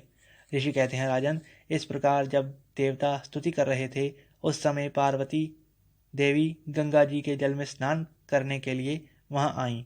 उस सुंदर मोहों वाली भगवती ने देवताओं से पूछा, आप लोग यहाँ किसकी स्तुति करते हैं? तब उन्हीं के शरीर कोर से प्रकट हुई शिवा देवी बोली, शुंभ दैत्य से तिरस्कृत और युद्ध में निशुंभ से पराजित हो यहाँ एकत्रित हुए ये समस्त देवता मेरी ही स्तुति कर रहे हैं। पार्वती जी के शरीर से कोर से अंबिका का प्रादुर्भाव हुआ था, इसलिए वे समस्त लोकों में कौशिकी कही जाती हैं। कौशिकी के प्रकट होने के बाद पार्वती देवी का शरीर काले रंग का हो गया था, अतः वे हिमालय पर रहने वाली कालिका देवी के नाम से विख्यात हुईं। तदंतर शुंभ निशुंभ के भृत्य चंड मुंड वहां आए और उन्होंने परम मनोहर रूप धारण करने वाली अंबिका देवी को देखा। फिर वे शुंभ के पास जाकर बोले, महाराज, एक अत्यंत मनोहर स्त्री है जो अपनी दिव्य कांति से हिमालय को प्रकाशित कर रही है। वैसा उत्तम रूप कहीं किसी ने भी नहीं देखा होगा। असुरेश्वर, पता लगाइए वह देवी कौन है और उसे ले लीजिए। स्त्रियों में तो वह रत्न है, उसका प्रत्येक अंग बहुत ही सुंदर है तथा वह अपने श्री अंगों की प्रभा से संपूर्ण दिशाओं में प्रकाश फैला रही है। दैत्यराज, अभी वह हिमालय पर ही मौजूद है, आप उसे देख सकते हैं।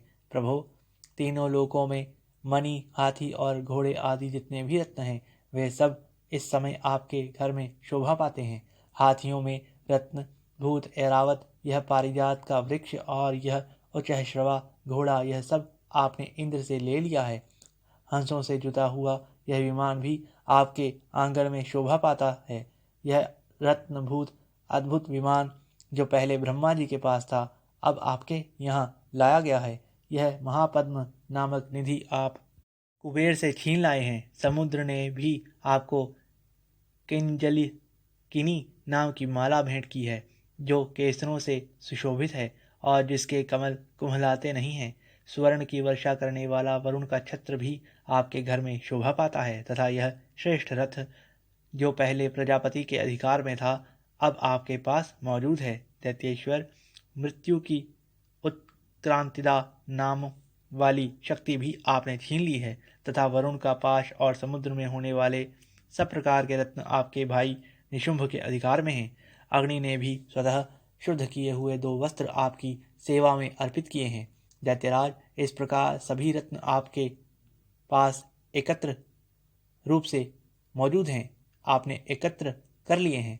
फिर जो यह स्त्रियों में रत्न रूप कल्याणमयी देवी हैं, इसे आप क्यों नहीं अपने अधिकार में कर लेते? ऋषि कहते हैं, चंडमुंड का यह वचन सुनकर शुंभ ने महादैत्य सुग्रीव को दूत बनाकर देवी के पास भेजा और कहा, तुम देवी को मेरी आज्ञा से उसके सामने ये बातें कहना और ऐसा उपाय करना जिससे प्रसन्न होकर वह शीघ्र ही यहाँ आ जाए।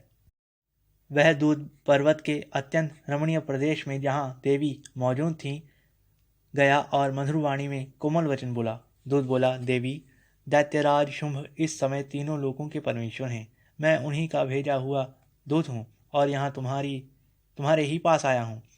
उनकी आज्ञा सदा सब देवता एक स्वर से मानते हैं, कोई उसका उल्लंघन नहीं कर सकता। वे संपूर्ण देवताओं को परास्त कर चुके हैं। उन्होंने तुम्हारे लिए जो संदेश दिया है उसे सुनो। संपूर्ण त्रिलोकी मेरे अधिकार में है, देवता भी मेरी आज्ञा के अधीन चलते हैं। संपूर्ण यज्ञों के भागों में मैं ही पृथक पृथक भोगता हूँ, अर्थात संपूर्ण यज्ञों को जो भी भाग उसमें से निकलता है उस भाग को मैं ही पृथक पृथक भोगता हूँ। तीनों लोकों में जितने श्रेष्ठ रत्न हैं वे सब मेरे अधिकार में हैं। देवराज इंद्र का वाहन ऐरावत जो हाथियों में रत्न के समान है, मैंने छीन लिया है।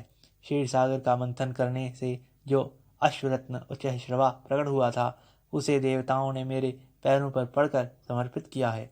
सुंदरी, उनके सिवा और भी जितने रत्नभूत पदार्थ देवताओं, गंधर्वों और नागों के पास थे, वे सब मेरे ही पास आ गए हैं।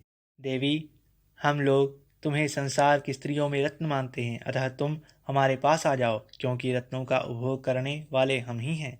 चंचल कटाक्षों वाली सुंदरी, तुम मेरी या मेरे भाई महापराक्रमी निशुंभ की सेवा में आ जाओ, क्योंकि तुम रत्न स्वरूपा हो। मेरा वर्ण करने में तुम्हें तुलना रहित महान ऐश्वर्य की प्राप्ति होगी। अपनी बुद्धि से यह विचार कर तुम मेरी पत्नी बन जाओ। ऋषि कहते हैं, दूत के यों कहने पर कल्याणमयी भगवती दुर्गा देवी जो इस जगत को धारण करती हैं, मन ही मन गंभीर भाव से मुस्कुराईं और इस प्रकार बोली। देवी ने कहा, दूत, तुमने सत्य कहा है, इसमें तनिक भी मिथ्या नहीं है। शुंभ तीनों लोकों का स्वामी है और निशुंभ भी उसी के समान पराक्रमी है, किंतु इस विषय में मैंने जो प्रतिज्ञा कर ली है उसे मिथ्या कैसे करूं? मैंने अपनी अल्प बुद्धि के कारण पहले से जो प्रतिज्ञा कर रखी है उसे सुनो। जो मुझे संग्राम में जीत लेगा, जो मेरे अभिमान को चूर्ण कर देगा तथा संसार में जो मेरे समान बलवान होगा, वही मेरा स्वामी होगा। इसलिए शुंभ अथवा महादैत्य निशुंभ स्वयं ही यहाँ पधारे और मुझे जीतकर शीघ्र ही मेरा पानी ग्रहण कर ले। इसमें विलंब की क्या आवश्यकता है? दूत बोला, देवी, तुम घमंड से भरी हो, मेरे सामने ऐसी बातें ना करो। तीनों लोकों में कौन ऐसा पुरुष है जो शुंभ निशुंभ के सामने खड़ा हो सके?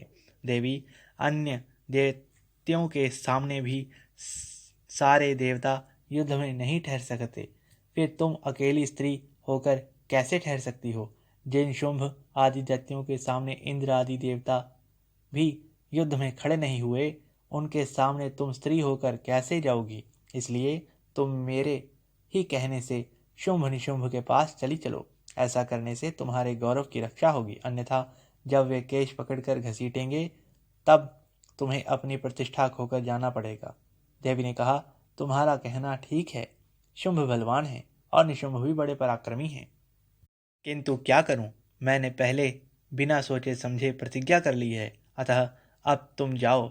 मैंने तुमसे जो कुछ कहा है वह सब दैत्यराज से आदरपूर्वक कहना, फिर वे जो उचित जान पड़े सो करे। इस प्रकार श्री मार्कंडेय पुराण में सावर्णिक मनवंतर की कथा के अंतर्गत देवी महात्म्य में देवी दूत संवाद नामक 5वां अध्याय संपूर्ण हुआ। जय माता दी। जय माता। दुर्गा सप्तशती 6वां अध्याय धूम्रलोचन वध। मैं सर्वज्ञेश्वर भैरव के अंक में निवास करने वाली परमोत्कृष्ट पद्मावती देवी का चिंतन करता हूँ। वे नागराज के आसन पर बैठी हैं। नागों के फणों में सुशोभित होने वाली मणियों की विशाल माला से उनकी देहलता उद्भासित हो रही है। सूर्य के समान उनका तेज है। 3 नेत्र उनकी शोभा बढ़ा रहे हैं। वे हाथों में माला, कुंभ, कपाल और कमल लिए हुए हैं तथा उनके मस्तक में अर्धचंद्र का मुकुट सुशोभित है। ऋषि कहते हैं, देवी का यह कथन सुनकर दूत को बड़ा अमर्ष हुआ और उसने दैत्यराज के पास जाकर सब समाचार विस्तार पूर्वक कह सुनाया।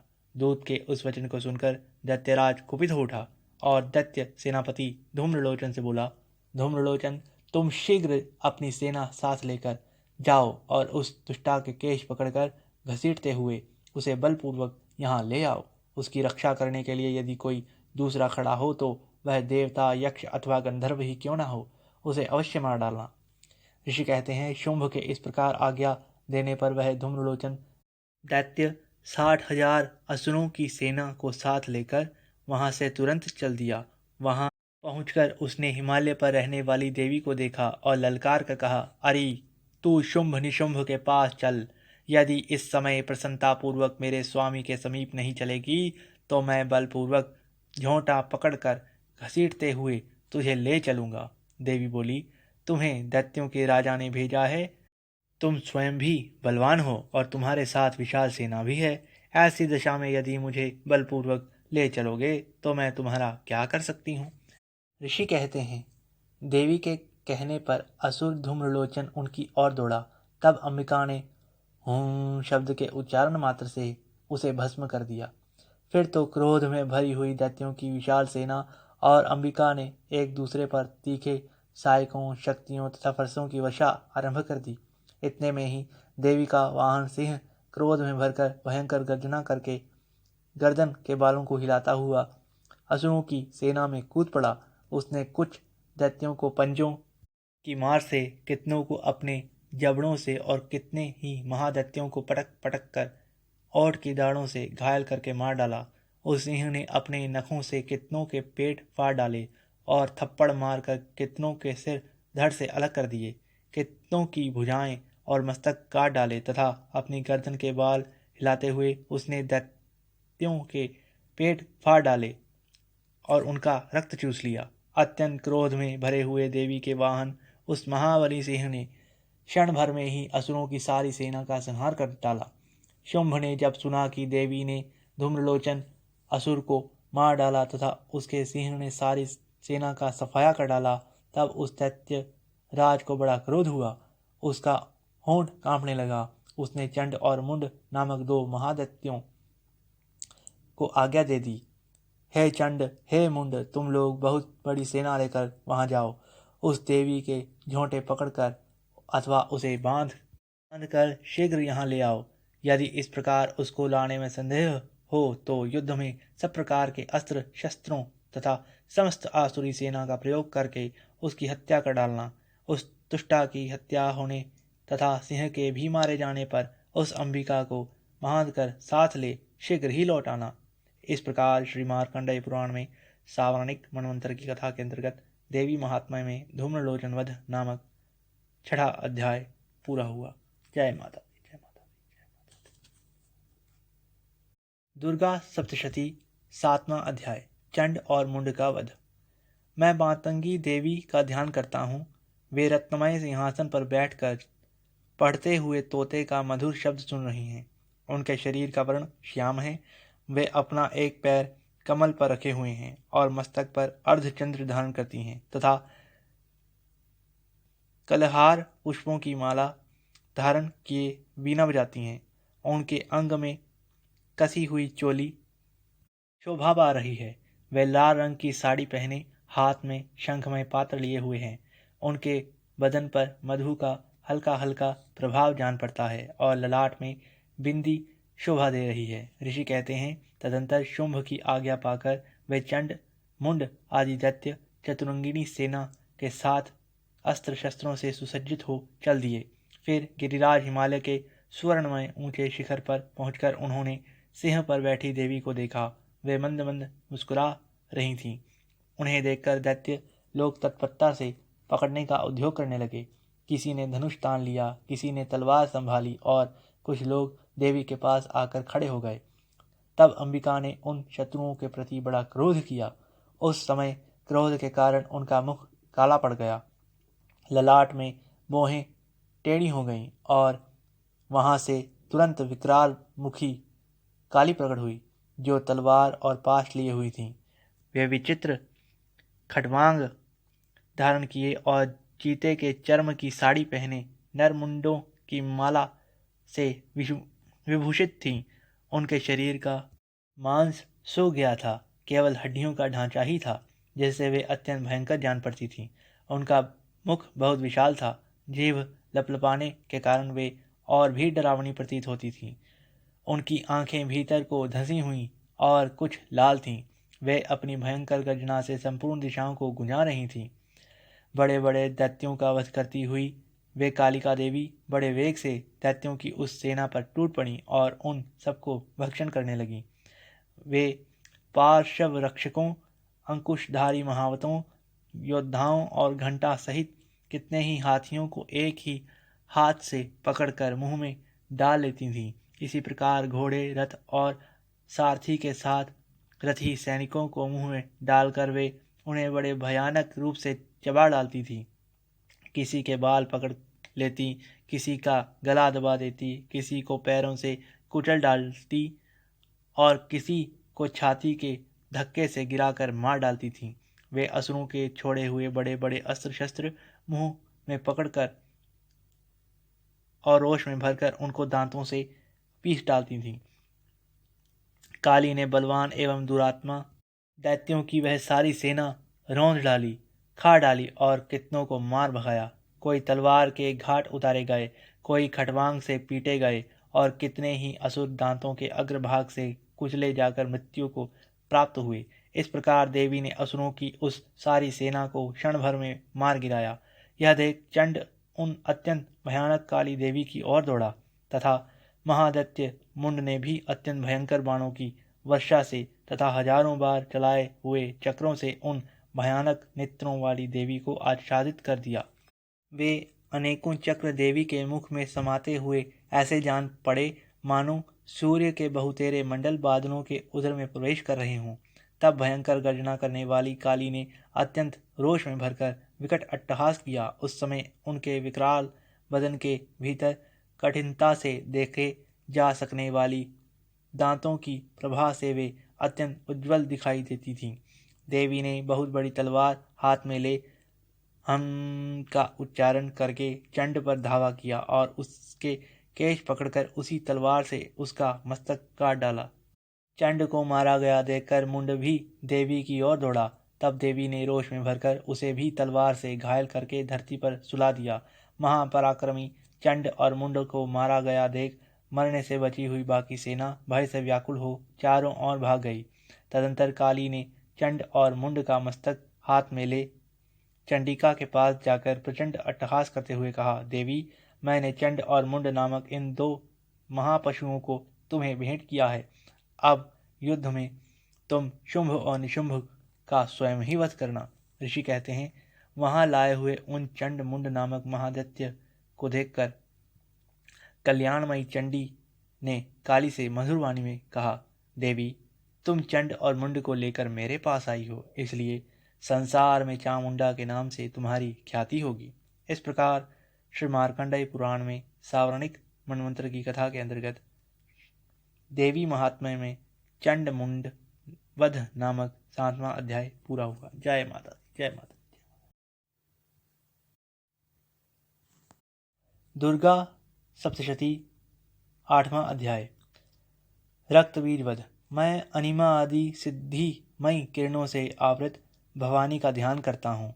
उनके शरीर का रंग लाल है, नेत्रों में करुणा लहरा रही है तथा हाथों में पाश, अंकश, बाण और धनुष शोभा पाते हैं।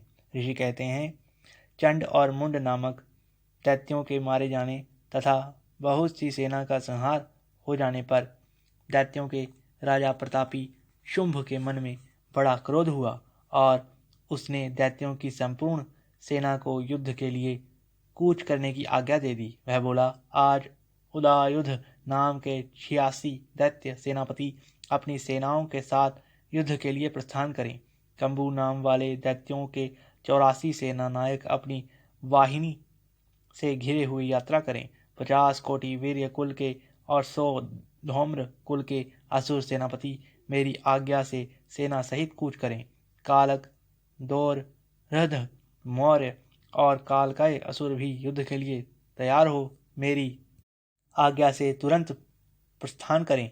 भयानक शासन करने वाला असुर राज शुंभ इस प्रकार आज्ञा दे सहस्त्रों सहित बड़ी बड़ी सेनाओं के साथ युद्ध के लिए प्रस्तुत हो गया। उसकी अत्यंत भयंकर सेना आती देख चंडिका ने अपने धनुष की टंकार से पृथ्वी और आकाश के बीच का भाग गुंजा दिया। राजन, तदंतर देवी के सिंह ने भी बड़े जोर जोर से दहाड़ना आरंभ कर दिया। फिर अंबिका ने घंटे के शब्द से उस ध्वनि को और भी बढ़ा दिया। धनुष की टंकार, सिंह की दहाड़ और घंटे की ध्वनि से संपूर्ण दिशाएं गूंज उठीं। उस भयंकर शब्द से काली ने अपने विकराल मुख को और भी बढ़ा लिया तथा इस प्रकार से विजयिनी हुई।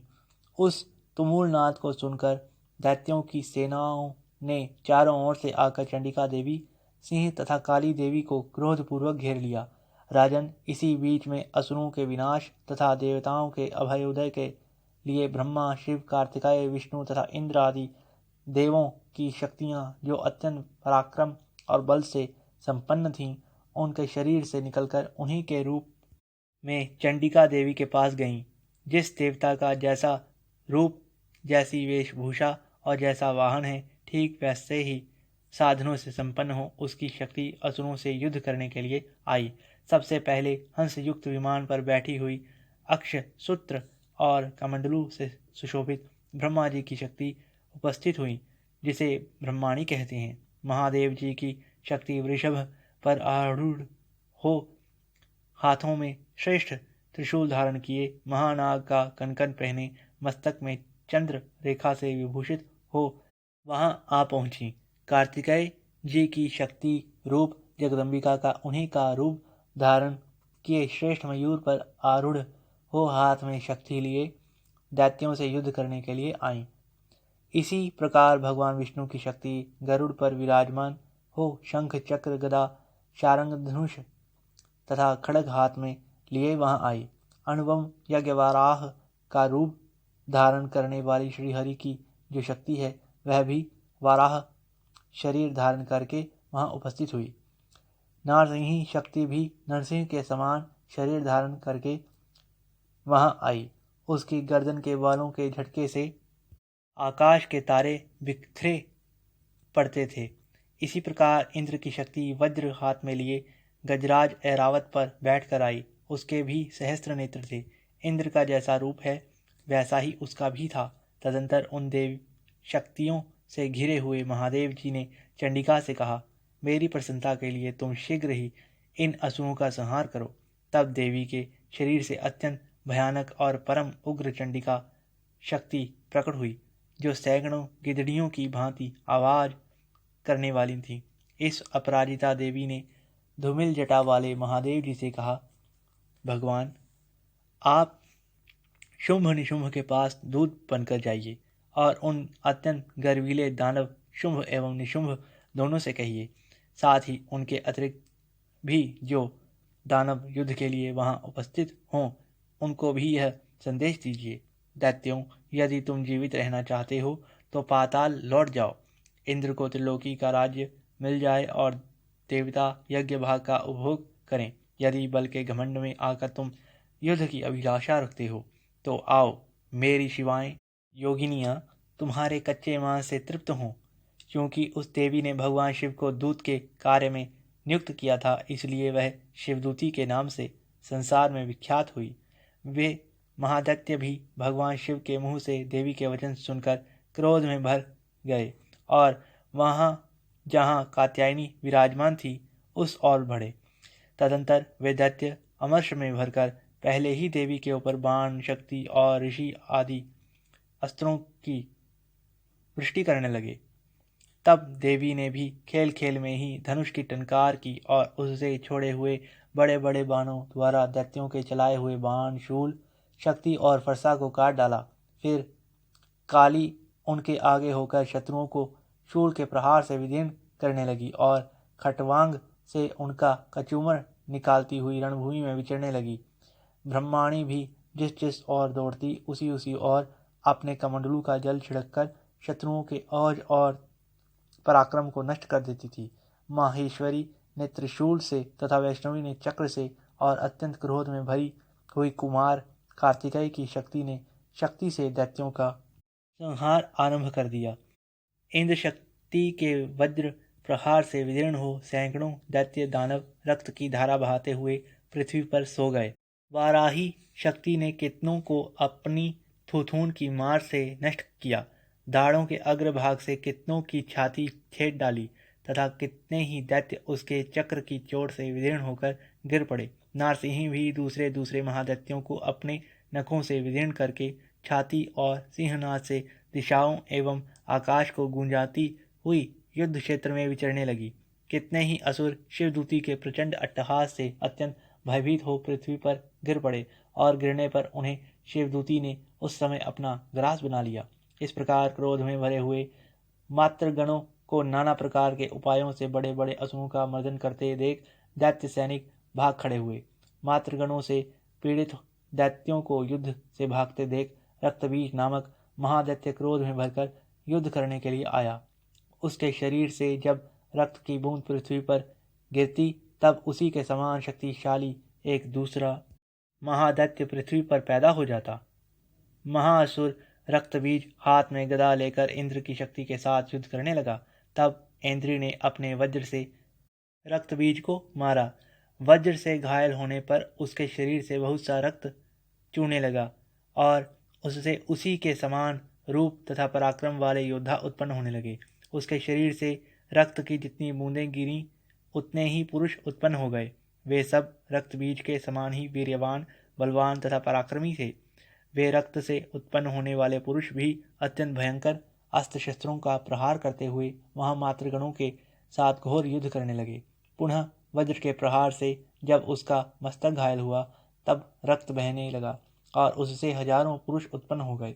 वैष्णवी ने युद्ध में रक्तबीज पर चक्र का प्रहार किया तथा इंद्र ने उस दैत्य सेनापति को गदा से चोट पहुंचाई। वैष्णवी के चक्र से घायल होने पर उसके शरीर से जो रक्त बहा और उससे जो उसी के बराबर आकार वाले सहस्त्रों महादैत्य प्रकट हुए, उनके द्वारा संपूर्ण जगत व्याप्त हो गया। कुमारी ने शक्ति से, वाराही ने खड़ग से और माहेश्वरी ने त्रिशूल से महादैत्य रक्तबीज को घायल कर दिया। क्रोध में भरे हुए उस महादैत्य रक्तबीज ने भी गदा से सभी मात्र शक्तियों पर पृथक पृथक प्रहार किया।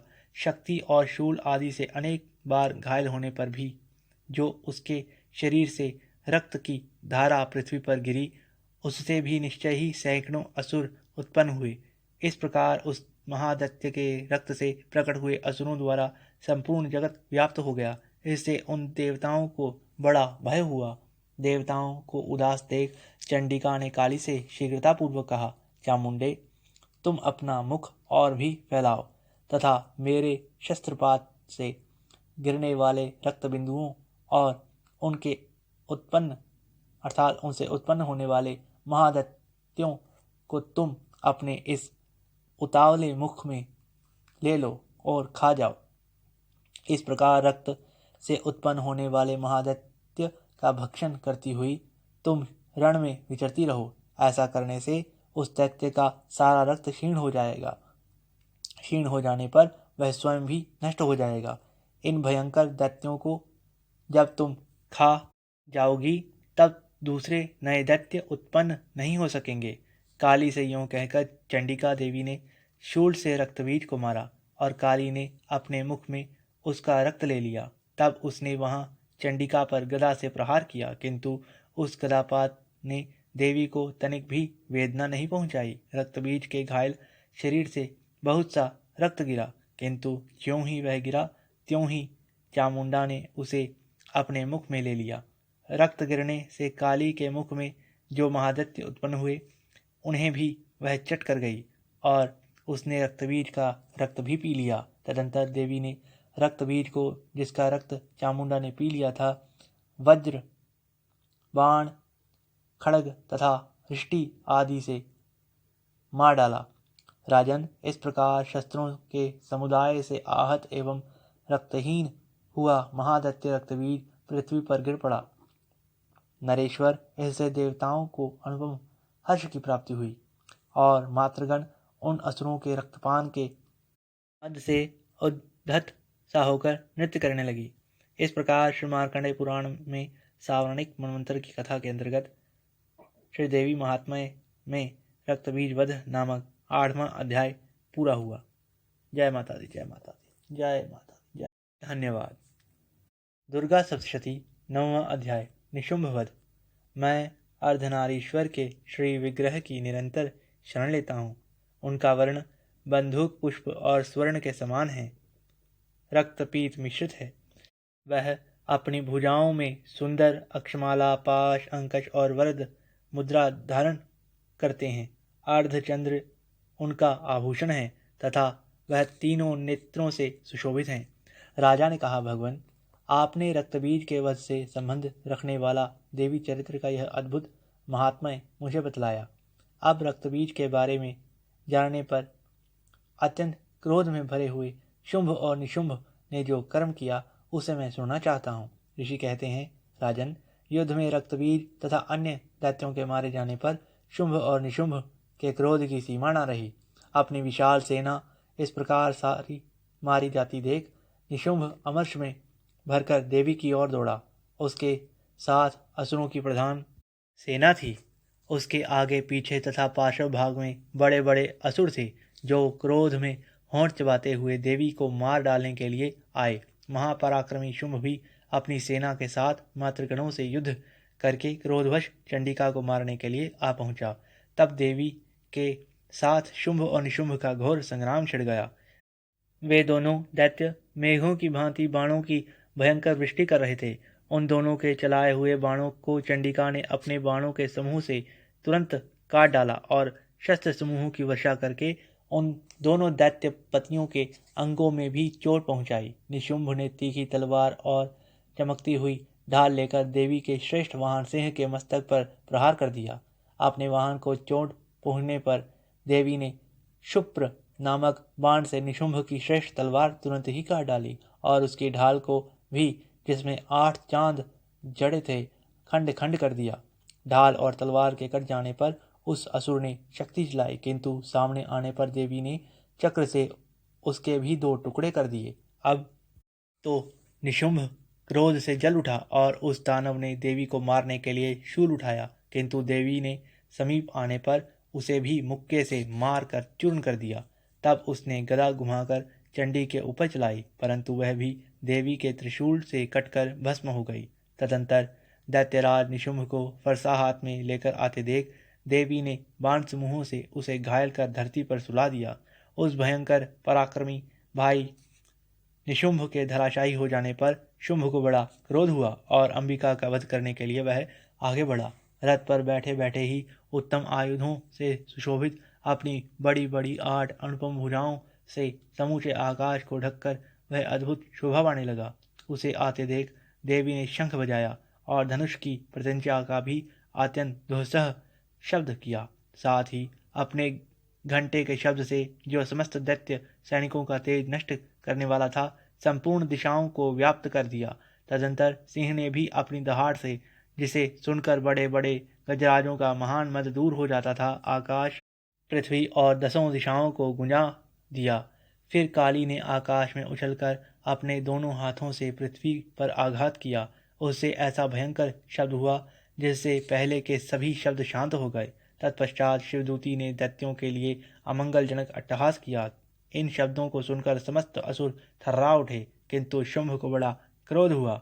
उस समय देवी ने जब शुंभ को लक्ष्य करके कहा, ओ दुरात्मन, खड़ा रहे, खड़ा रहे, तभी आकाश में खड़े हुए देवता बोल उठे, जय हो, जय हो। शुंभ ने वहां आकर ज्वालाओं से युक्त अत्यंत भयानक शक्ति चलाई। अग्निमय पर्वत के समान आती हुई उस शक्ति को देवी ने बड़े भारी लूके से दूर हटा दिया। उस समय शुंभ के सिंहनाद से तीनों लोग गूंज उठे। राजन, उसकी प्रतिध्वनि से वज्रपात के समान भयानक शब्द हुआ, जिसने अन्य सब शब्दों को जीत लिया। शुंभ के चलाए हुए बाणों के देवी ने और देवी के चलाए हुए बाणों के शुंभ ने अपने भयंकर बाणों द्वारा सैकड़ों और हजारों टुकड़े कर दिए। तब क्रोध में भरी हुई चंडिका ने शुंभ को शूल से मारा। शूल के आघात से मूर्छित हो वह पृथ्वी पर गिर पड़ा। इतने में ही निशुंभ को चेतना हुई और उसने धनुष हाथ में लेकर बाणों द्वारा देवी, काली तथा सिंह को घायल कर डाला। फिर उस दैत्य राज ने 10,000 बाहें बनाकर चक्रों के प्रहार से चंडिका को आच्छादित कर दिया। तब दुर्गम पीड़ा का नाश करने वाली भगवती दुर्गा ने कुपित होकर अपने बाणों से उन चक्रों को तथा बाणों को काट गिराया। यह देख निशुंभ दैत्य सेना के साथ चंडिका का वध करने के लिए हाथ में गदा ले बड़े वेग से दौड़ा। उसके आते ही चंडी ने तीखी धार वाली तलवार से उसकी गदा को शीघ्र ही काट डाला। तब उसने शूल हाथ में से ले लिया। देवताओं को पीड़ा देने वाले निशुंभ को शूल हाथ में लिए आते देख चंडिका ने वेग से चलाए हुए अपने शूल से उसकी छाती छेद डाली। शूल से विदीर्ण हो जाने पर उसकी छाती से एक दूसरा महाबली एवं महापराक्रमी पुरुष खड़ी रहे कहता हुआ निकला। उस निकलते हुए पुरुष की बात सुनकर देवी ठट्ठाकर हंस पड़ी और खड़ग से उन्होंने उसका मस्तक काट डाला। फिर तो वह पृथ्वी पर गिर पड़ा। तदंतर सिंह अपनी दाढ़ों से असुरों की गर्दन कुचलकर खाने लगा। यह बड़ा भयंकर दृश्य था। उधर काली तथा शिवदूती ने भी अन्य दैत्यों का भक्षण आरंभ कर दिया। कौमारी की शक्ति से विदीर्ण होकर कितने ही महादैत्य नष्ट हो गए। ब्रह्माणी के मंत्रपूत जल से निस्तेज होकर कितने ही भाग खड़े हुए। कितने ही दैत्य माहेश्वरी के त्रिशूल से छिन्न भिन्न हो गए और धराशाही हो गए। वाराही के थूथून के आघात से कितनों का पृथ्वी पर कचूमर निकल गया। वैष्णवी ने भी अपने चक्र से दानवों के टुकड़े टुकड़े कर डाले। इंद्री के हाथ से छूटे हुए वज्र से भी कितने ही प्राणों से हाथ धो बैठे। कुछ असुर नष्ट हो गए, कुछ उस महायुद्ध से भाग गए तथा कितने ही काली, शिवदूती तथा सिंह के ग्रास बन गए। इस प्रकार श्री मार्कंडेय पुराण में सावर्णिक मनवंतर की कथा के अंतर्गत श्री देवी महात्म्य में निशुंभ वध नामक 9वां अध्याय संपूर्ण हुआ। जय माता दी, जय माता दी, जय माता दी। धन्यवाद। दुर्गा सप्तशती 10वां अध्याय शुंभवध। मैं मस्तक पर अर्धचंद्र धारण करने वाली शिव शक्ति स्वरूपा भगवती कामेश्वरी का हृदय में चिंतन करता हूँ। वे तपाए हुए सुवर्ण के समान सुंदर हैं। सूर्य, चंद्रमा और अग्नि ये ही 3 उनके नेत्र हैं तथा वे अपने मनोहर हाथों में धनुष, बाण, अंकश, पाश और शूल धारण किए हुए हैं। ऋषि कहते हैं, राजन, अपने प्राणों के समान प्यारे भाई निशुंभ को मारा गया देख तथा सारी सेना का संहार होता देख शुंभ ने कुपित होकर कहा, दुष्ट दुर्गे, तू बल के अभिमान में आकर झूठ मूठ का घमंड ना दिखा। तू बड़ी माननी बनी हुई है, किंतु दूसरी स्त्रियों के बल का सहारा लेती है और लड़ती है। देवी बोली, और दुष्ट, मैं अकेली ही हूँ। इस संसार में मेरे सिवा दूसरी कौन है? देख, ये मेरी ही विभूतियाँ हैं, अतः मुझ में ही प्रवेश कर रही हैं। तदंतर ब्रह्माणी आदि समस्त देवियाँ अंबिका देवी के शरीर में लीन हो गईं। उस समय केवल अंबिका देवी ही रह गईं। देवी बोली, मैं अपनी ऐश्वर्य शक्ति से अनेक रूपों में यहाँ उपस्थित हुई थी। उन सब रूपों को मैंने समेट लिया है। अब अकेली ही युद्ध में खड़ी हूँ, तुम भी स्थिर हो जाओ। ऋषि कहते हैं, तदंतर देवी और शुंभ दोनों में सब देवताओं तथा दानवों के देखते देखते भयंकर युद्ध छिड़ गया। बाणों की वर्षा तथा तीखे शस्त्रों एवं दारुण अस्त्रों के प्रहार के कारण उन दोनों का युद्ध सब लोगों के लिए बड़ा भयानक प्रतीत होता था। उस समय अंबिका देवी ने जो सैकड़ों दिव्य अस्त्र छोड़े, उन्हें दैत्यराज शुंभ ने उनके निवारक अस्त्रों द्वारा काट डाला। इसी प्रकार शुंभ ने भी जो दिव्य अस्त्र चलाए, उन्हें परमेश्वरी ने भयंकर हुंकार शब्द से उच्चारण करके खिलवाड़ में ही नष्ट कर डाला। तब इस असुर ने सैकड़ों बाणों से देवी को आच्छादित कर दिया। यह देख क्रोध में भरी हुई उन देवी ने भी बाण मारकर उसका धनुष काट डाला। धनुष कट जाने पर फिर दैत्यराज ने शक्ति हाथ में ले ली, किंतु देवी ने चक्र से उसके हाथ की शक्ति को काट गिराया। तत्पश्चात दैत्यों के स्वामी शुंभ ने 100 चांद वाली चमकती हुई ढाल और तलवार हाथ में ले ली उस समय देवी पर धावा कर दिया। उसके आते ही चंडिका ने अपने धनुष से छोड़े हुए तीखे बाणों द्वारा उसकी सूर्य किरणों के समान उज्ज्वल ढाल और तलवार को तुरंत ही काट डाला। फिर उस दैत्य के घोड़े और सारथी मारे गए। धनुष तो पहले ही कट चुका था। अब उसने अंबिका को मारने के लिए उद्यत होकर भयंकर मुद्गर हाथ में ले लिया। उसे आते देख देवी ने अपने तीक्ष्ण बाणों से उसका मुद्गर भी काट डाला। इस पर भी वह असुर मुक्का तानकर बड़े वेग से देवी की ओर झपटा। उस दैत्यराज ने देवी की छाती में एक मुक्का मारा। तब उन देवी ने भी उसकी छाती में एक चांटा जड़ दिया। देवी का थप्पड़ खाकर दैत्यराज शुंभ पृथ्वी पर गिर पड़ा, किंतु पुनः सहसा पूर्ववत उठकर खड़ा हो गया। फिर वह उछला और देवी को ऊपर ले जाकर आकाश में खड़ा हो गया। तब चंडिका आकाश में भी बिना किसी आधार के ही शुंभ के साथ युद्ध करने लगी। उस समय दैत्य और चंडिका आकाश में एक दूसरे से लड़ने लगे। उनका वह युद्ध पहले सिद्ध और मुनियों को विस्मय में डालने वाला था। फिर अंबिका ने शुंभ के साथ बहुत देर तक युद्ध करने के पश्चात उसे उठाकर घुमाया और पृथ्वी पर पटक दिया। पटके जाने पर पृथ्वी पर आने के बाद वह दुष्टात्मा दैत्य पुनः चंडिका का वध करने के लिए उनकी ओर बड़े वेग से दौड़ा। तब समस्त दैत्यों के राजा शुंभ को अपनी ओर आते देख देवी ने त्रिशूल से उसकी छाती छेद कर उसे पृथ्वी पर गिरा दिया। देवी के शूल की धार से घायल होने पर उसके प्राण पखेरु उड़ गए और वह समुद्रों, द्वीपों तथा पर्वतों सहित समूची पृथ्वी को कंपाता हुआ भूमि पर गिर पड़ा। तदंतर उस दुरात्मा के मारे जाने पर संपूर्ण जगत प्रसन्न एवं पूर्ण स्वस्थ हो गया तथा आकाश स्वच्छ दिखाई देने लगा। पहले जो उत्पात सूचक मेघ और उल्कापात होते थे, वे सब शांत हो गए तथा उस दैत्य के मारे जाने पर नदियां भी ठीक मार्ग से बहने लगीं। उस समय शुंभ की मृत्यु के बाद संपूर्ण देवताओं का हृदय हर्ष से भर गया और गंधर्व गण मधुर गीत गाने लगे। दूसरे गंधर्व बाजे बजाने लगे और अप्सराएं नाचने लगीं। पवित्र वायु बहने लगी। सूर्य की प्रभा उत्तम हो गई। अग्निशाला की भुजी हुई आग अपने आप प्रज्वलित हो गई तथा संपूर्ण दिशाओं के भयंकर शब्द शांत हो गए। इस प्रकार श्री मार्कंडेय पुराण में सावर्णिक मनवंतर की कथा के अंतर्गत देवी महात्म्य में शुंभवध नामक 10वां अध्याय संपूर्ण हुआ। जय माता दी, जय माता दी, जय माता दी, जय श्री, जय श्री। धन्यवाद। दुर्गा सप्तशती 11वां अध्याय, देवताओं द्वारा देवी की स्तुति तथा देवी द्वारा देवताओं को वरदान। मैं भुवनेश्वरी देवी का ध्यान करता हूँ। उनके श्री अंगों की आभा प्रभात काल के सूर्य के समान है और मस्तक पर चंद्रमा का मुकुट है। वे उभरे हुए स्तनों और 3 नेत्रों से युक्त हैं।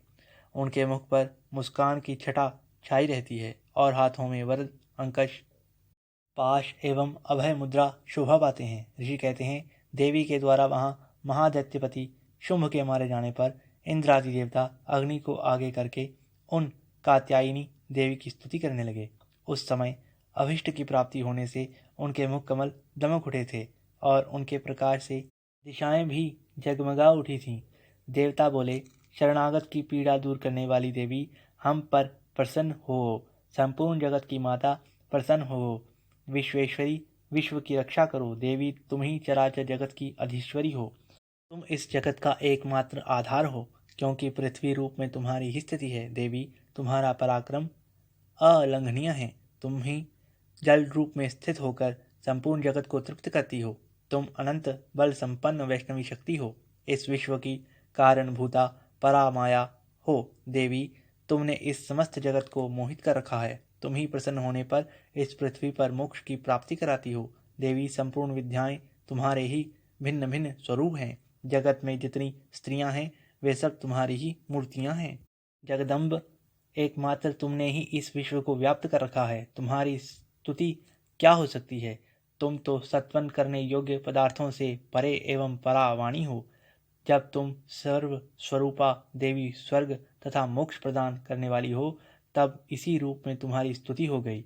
तुम्हारी स्तुति के लिए इससे अच्छी उक्तियां और क्या हो सकती हैं। बुद्धि रूप से सब लोगों के हृदय में विराजमान रहने वाली तथा स्वर्ग एवं मोक्ष प्रदान करने वाली नारायणी देवी, तुम्हें नमस्कार है।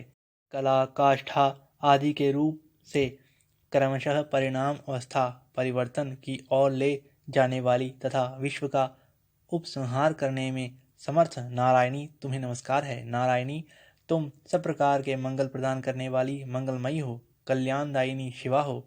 सब पुरुषार्थों को सिद्ध करने वाली शरणागत वत्सला, 3 नेत्रों वाली एवं गौरी हो। तुम्हें नमस्कार है। तुम सृष्टि, पालन और संहार की शक्ति भूता सनातनी देवी, गुणों का आधार तथा सर्वगुणमयी हो। नारायणी, तुम्हें नमस्कार है। शरण में आए हुए दीनों एवं पीड़ितों की रक्षा में संलग्न रहने वाली तथा सबकी पीड़ा दूर करने वाली नारायणी देवी, तुम्हें नमस्कार है। नारायणी, तुम ब्रह्माणी का रूप धारण करके हंसों से जुते हुए विमान पर बैठती तथा कुश मिश्रित जल छिड़कती रहती हो। तुम्हें नमस्कार है। माहेश्वरी रूप में त्रिशूल, चंद्रमा एवं सर्प को धारण करने वाली तथा महान वृषभ की पीठ पर बैठने वाली नारायणी देवी, तुम्हें नमस्कार है। मोरों और मुर्गों से घिरी रहने वाली तथा महाशक्ति धारण करने वाली कौमारी रूप धारिणी निष्पापे नारायणी, तुम्हें नमस्कार है। शंख, चक्र, गदा और शारंग, धनुष उत्तम आयुधों को धारण करने वाली वैष्णवी शक्ति रूपा नारायणी, तुम प्रसन्न हो। तुम्हें नमस्कार है। हाथ में भयानक महाचक्र लिए और दाढ़ों पर धरती को उठाए वाराही रूप धारिणी कल्याणमयी नारायणी, तुम्हें नमस्कार है। भयंकर नरसिंह रूपा से दैत्यों के वध के लिए उद्योग करने वाली तथा त्रिभुवन की रक्षा में संलग्न रहने वाली नारायणी, तुम्हें नमस्कार है। मस्तक पर किरीट और हाथ में महावज्र धारण करने वाली, सहस्र नेत्रों के कारण उद्दीप्त दिखाई देने वाली और वृत्रासुर के प्राणों का अपहरण करने वाली इंद्र शक्ति रूपा नारायणी देवी, तुम्हें नमस्कार है। शिवदूती रूप से दैत्यों की महती सेना का संहार करने वाली, अर्थात दैत्यों की सारी सेना का संहार करने वाली, भयंकर रूप धारण तथा विकट गर्जना करने वाली नारायणी, तुम्हें नमस्कार है। दाढ़ों के कारण विकराल मुख वाली, मुंडमाला से विभूषित मुंडमर्दिनी चामुंडा रूपा नारायणी, तुम्हें नमस्कार है। लक्ष्मी, लज्जा, महाविद्या, श्रद्धा, पुष्टि, सुधा, ध्रुवा, महारात्रि तथा महा अविद्या रूपा नारायणी, तुम्हें नमस्कार है। मेधा, सरस्वती, वरा, श्रेष्ठा, भूति, ऐश्वर्य रूपा बाभ्रवी, भूरे रंग की अथवा पार्वती, तामसी, महाकाली, नियता, संयम परायणा तथा ईशा, सबकी अधीश्वरी रूपिणी नारायणी, तुम्हें नमस्कार है। सर्व स्वरूपा, सर्वेश्वरी तथा सब प्रकार की शक्तियों से संपन्न दिव्य रूपा दुर्गे देवी, सब भयों से हमारी रक्षा करो, तुम्हें नमस्कार है। कात्यायनी, यह 3 लोचनों से विभूषित तुम्हारा सौम्य मुख सब प्रकार के भयों से हमारी रक्षा करे, तुम्हें नमस्कार है। भद्रकाली, ज्वालाओं के कारण विकराल प्रतीत होने वाला, अत्यंत भयंकर और समस्त असुरों का संहार करने वाला तुम्हारा त्रिशूल भय से हमें बचाए, तुम्हें नमस्कार है। देवी, जो अपनी ध्वनि से संपूर्ण जगत को व्याप्त करके दैत्यों के तेज नष्ट किए देता है, वह तुम्हारा घंटा हम लोगों की पापों से उसी प्रकार रक्षा करे जैसे माता अपने पुत्रों की बुरे कर्मों से रक्षा करती है।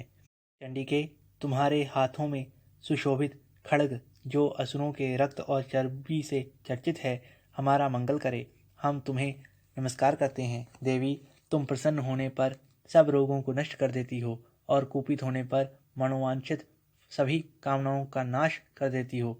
जो लोग तुम्हारी शरण में जा चुके हैं उन पर विपत्ति तो आती ही, तुम्हारी शरण में गए हुए मनुष्य दूसरों को शरण देने वाले हो जाते हैं। देवी अंबिके, तुमने अपने स्वरूप को अनेक भागों में विभक्त करके नाना प्रकार के रूपों से जो इस समय इन धर्म द्रोही महादैत्यों का संहार किया है, वह सब दूसरी कौन कर सकती थी। विद्याओं में ज्ञान को प्रकाशित करने वाले शास्त्रों तथा आदि वाक्यों अर्थात वेदों में तुम्हारे सिवा और किसका वर्णन है, तथा तुमको छोड़कर दूसरी कौन ऐसी शक्ति है जो इस विश्व को अज्ञानमय घोर अंधकार से परिपूर्ण ममता रूपी गड्ढे में निरंतर भटका रही हो।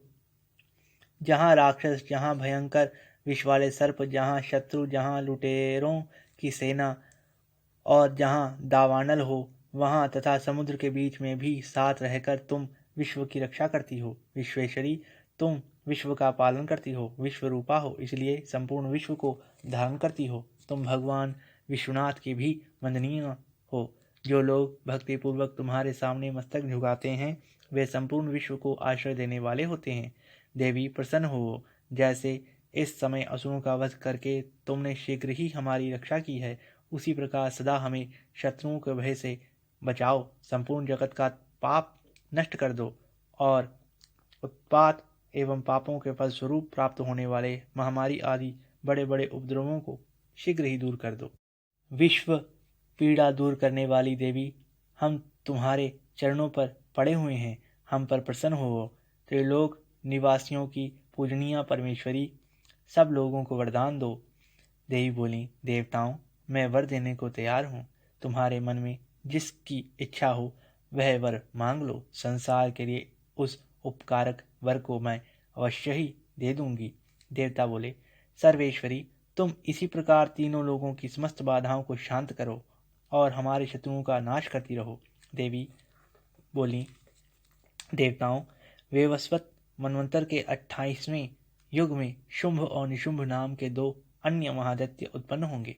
तब मैं नंदगोप के घर में उनकी पत्नी यशोदा के गर्भ से अवतीर्ण हो विंध्याचल में जाकर रहूंगी और उक्त दोनों असुरों का नाश करूंगी। फिर अत्यंत भयंकर रूप से पृथ्वी पर अवतार लेकर मैं वे प्रचित्त नाम वाले दानवों का वध करूंगी। उन भयंकर महादैत्यों को भक्षण करते समय मेरे दांत अनार के फूल की भांति लाल हो जाएंगे। तब स्वर्ग में देवता और मर्त्यलोक में मनुष्य सदा मेरी स्तुति करते हुए मुझे रक्तदंतिका कहेंगे। फिर जब पृथ्वी पर 100 वर्षों के लिए वर्षा रुक जाएगी और पानी का अभाव हो जाएगा, उस समय मुनियों के सत्वन करने पर मैं पृथ्वी पर अयोनिजा रूप में प्रकट होऊंगी और 100 नेत्रों से मुनियों को देखूंगी। अतः मनुष्य शताक्षी इस नाम से मेरा कीर्तन करेंगे। देवताओं, उस समय मैं अपने शरीर से उत्पन्न हुए शाकों द्वारा समस्त संसार का भरण पोषण करूंगी। जब तक वर्षा नहीं होगी तब तक वे शाक ही सबके प्राणों की रक्षा करेंगे। ऐसा करने के कारण पृथ्वी पर शाकुंभरी के नाम से मेरी ख्याति होगी। उसी अवतार में मैं दुर्गम नामक महादैत्य का वध भी करूंगी। इससे मेरा नाम दुर्गा देवी के रूप में प्रसिद्ध हो जाएगा। फिर मैं जब भीम रूप धारण करके मुनियों की रक्षा के लिए हिमालय पर रहने वाले राक्षसों का भक्षण करूंगी, उस समय सब मुनि भक्ति से नतमस्तक होकर मेरी स्तुति करेंगे। तब मेरा नाम भीमा देवी के रूप में विख्यात होगा। जब अरुण नामक दैत्य तीनों लोकों में भारी उपद्रव मचाएगा, तब मैं तीनों लोगों का हित करने के लिए 6 पैरों वाले असंख्य ब्राह्मणों का रूप धारण करके उस महादैत्य का वध करूंगी।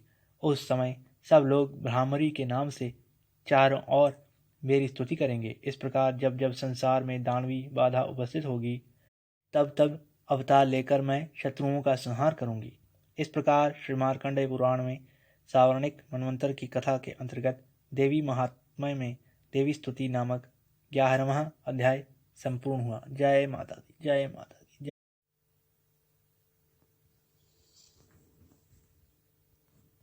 दुर्गा सप्तशती 12वां अध्याय देवी चरित्रों के पाठ का महात्म्य।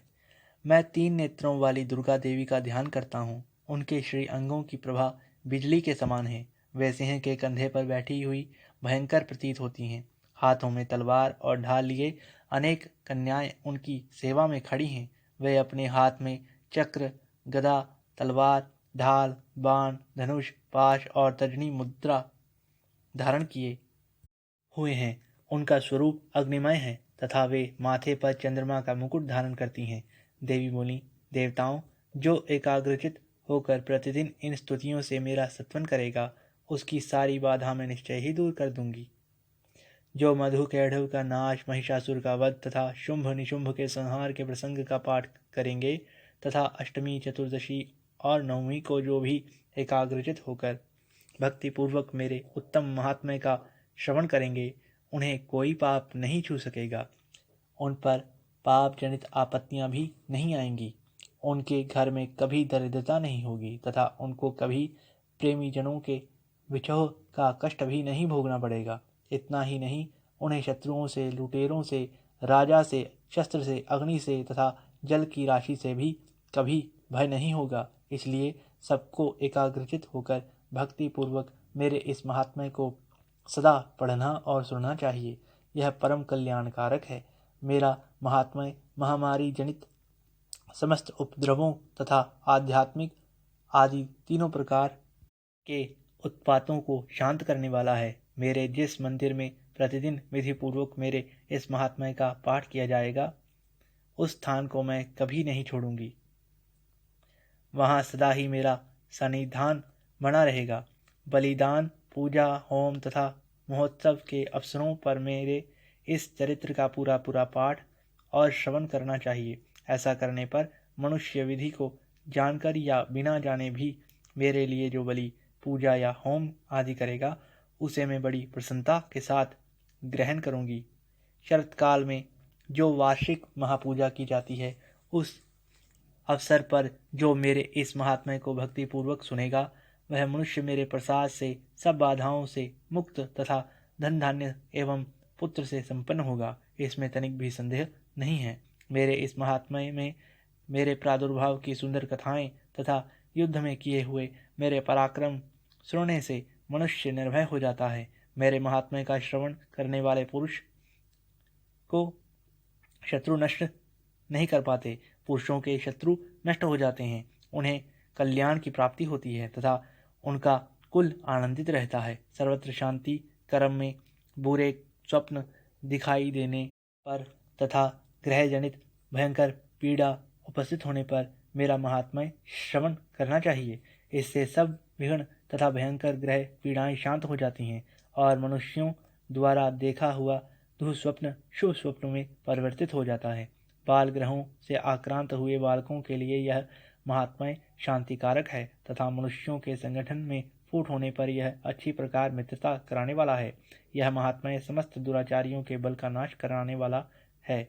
इसके पाठ मात्र से राक्षसों, भूतों और पिशाचों का नाश हो जाता है। मेरा यह सब महात्म्य मेरे सामीप्य की प्राप्ति कराने वाला है। पशु, पुष्प, अर्घ्य, धूप, दीप, गंध आदि उत्तम सामग्रियों द्वारा पूजन करने से, ब्राह्मणों को भोजन कराने से, होम करने से, प्रतिदिन अभिषेक करने से, नाना प्रकार के अन्य भोगों का अर्पण करने से तथा दान देने आदि से 1 वर्ष तक जो मेरी आराधना की जाती है और उससे भी मुझे जितनी प्रसन्नता होती है, उतनी प्रसन्नता मेरे इस उत्तम चरित्र का एक बार श्रवण करने मात्र से ही हो जाती है। यह महात्म्य श्रवण करने पर पापों को हर लेता और आरोग्य प्रदान करता है। मेरे प्रादुर्भाव का कीर्तन समस्त भूतों से रक्षा करता है तथा मेरा युद्ध विषयक चरित्र दुष्ट दैत्यों का संहार करने वाला है। इसके श्रवण करने पर मनुष्यों को शत्रु का भय नहीं रहता। देवताओं, तुमने और ब्रह्म ऋषियों ने जो मेरी स्तुतियाँ की हैं तथा ब्रह्मा जी ने जो स्तुतियाँ की हैं, वे सभी कल्याणमयी बुद्धि प्रदान करती हैं। वन में, सूने मार्ग में अथवा दावानल से गिर जाने पर, निर्जल स्थान में लुटेरों के दाव में पड़ जाने पर या शत्रुओं से पकड़े जाने पर अथवा जंगल में सिंह, व्याघ्र या जंगली हाथियों के पीछा करने पर, कुपित राजा के आदेश से वध या बंधन के स्थान में ले जाए जाने पर अथवा महासागर में नाव पर बैठने के बाद भारी तूफान से नाव के डगमग होने पर और अत्यंत भयंकर युद्ध में शस्त्रों का प्रहार होने पर अथवा वेदना से पीड़ित होने पर कि बहुना सभी भयानक बाधाओं के उपस्थित होने पर जो मेरे इस चरित्र का स्मरण करता है वह मनुष्य संकट से मुक्त हो जाता है। मेरे प्रभाव से सिंह आदि हिंसक जंतु नष्ट हो जाते हैं तथा लुटेरे और शत्रु भी मेरे चरित्र का स्मरण करने वाले पुरुष से दूर भागते हैं। ऋषि कहते हैं, यूँ कहकर प्रचंड पराक्रम वाली भगवती चंडिका सब देवताओं के देखते देखते ही अंतर्ध्यान हो गईं।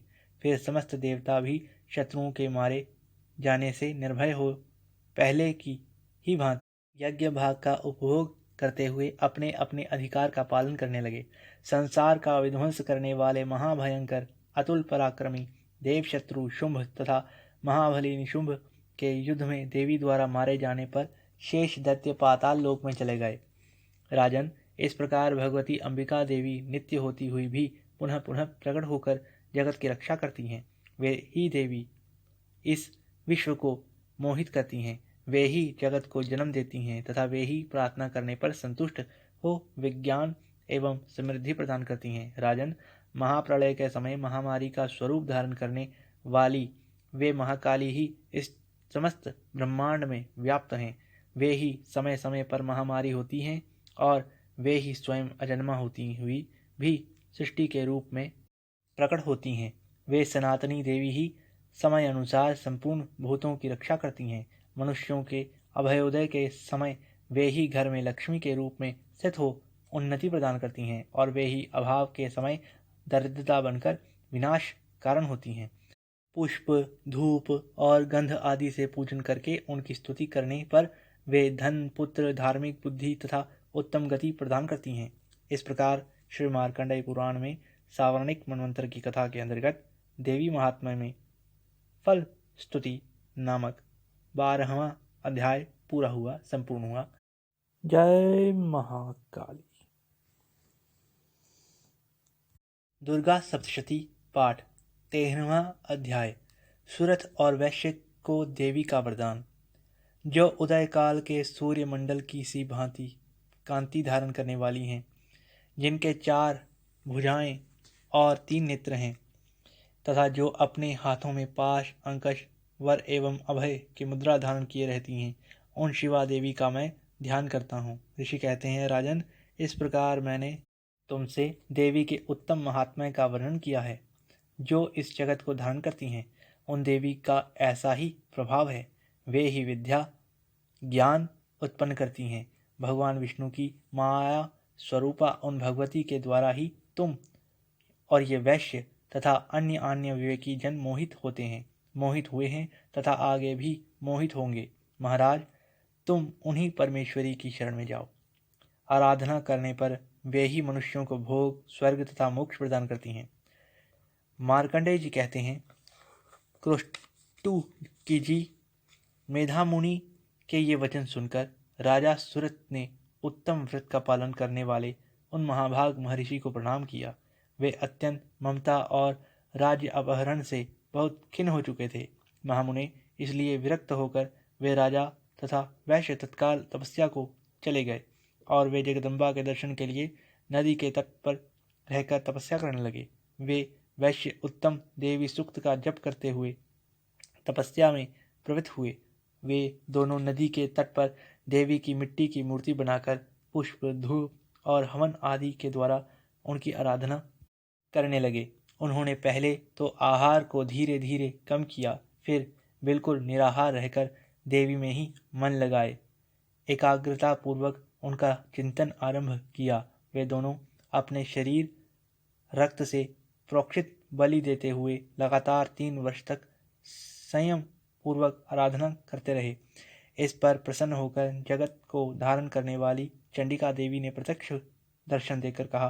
देवी बोली, राजन तथा अपने कुल को आनंदित करने वाले वैश्य, तुम लोग जिस वस्तु की अभिलाषा रखते हो वह मुझसे मांगो, मैं संतुष्ट हूँ, अतः तुम्हें वह सब कुछ दे दूंगी।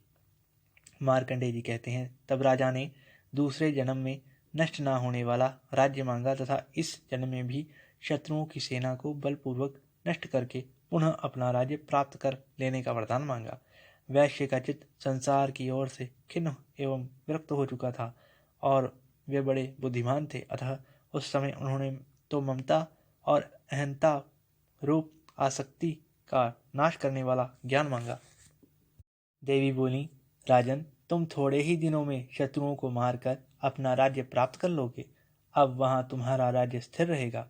फिर मृत्यु पश्चात तुम भगवान विवस्वान सूर्य के अंश से जन्म लेकर इस पृथ्वी पर सावर्णिक मनु के नाम से विख्यात होोगे।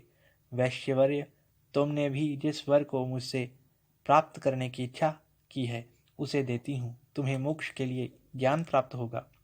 मार्कंडेय जी कहते हैं, इस प्रकार उन दोनों को मनोवांछित वरदान देकर तथा उनके द्वारा भक्ति पूर्वक अपनी स्तुति सुनकर देवी अंबिका तत्काल अंतर ध्यान हो गईं। इस तरह देवी से वरदान पाकर क्षत्रियों में श्रेष्ठ राजा सुरथ सूर्य से जन्म लेकर सावर्णी नामक मनु होंगे। इस प्रकार श्री मार्कंडेय पुराण में सावर्णिक मनवंतर की कथा के अंतर्गत देवी महात्म्य में सुरथ और वैश्य को वरदान नामक 13वां अध्याय संपूर्ण हुआ।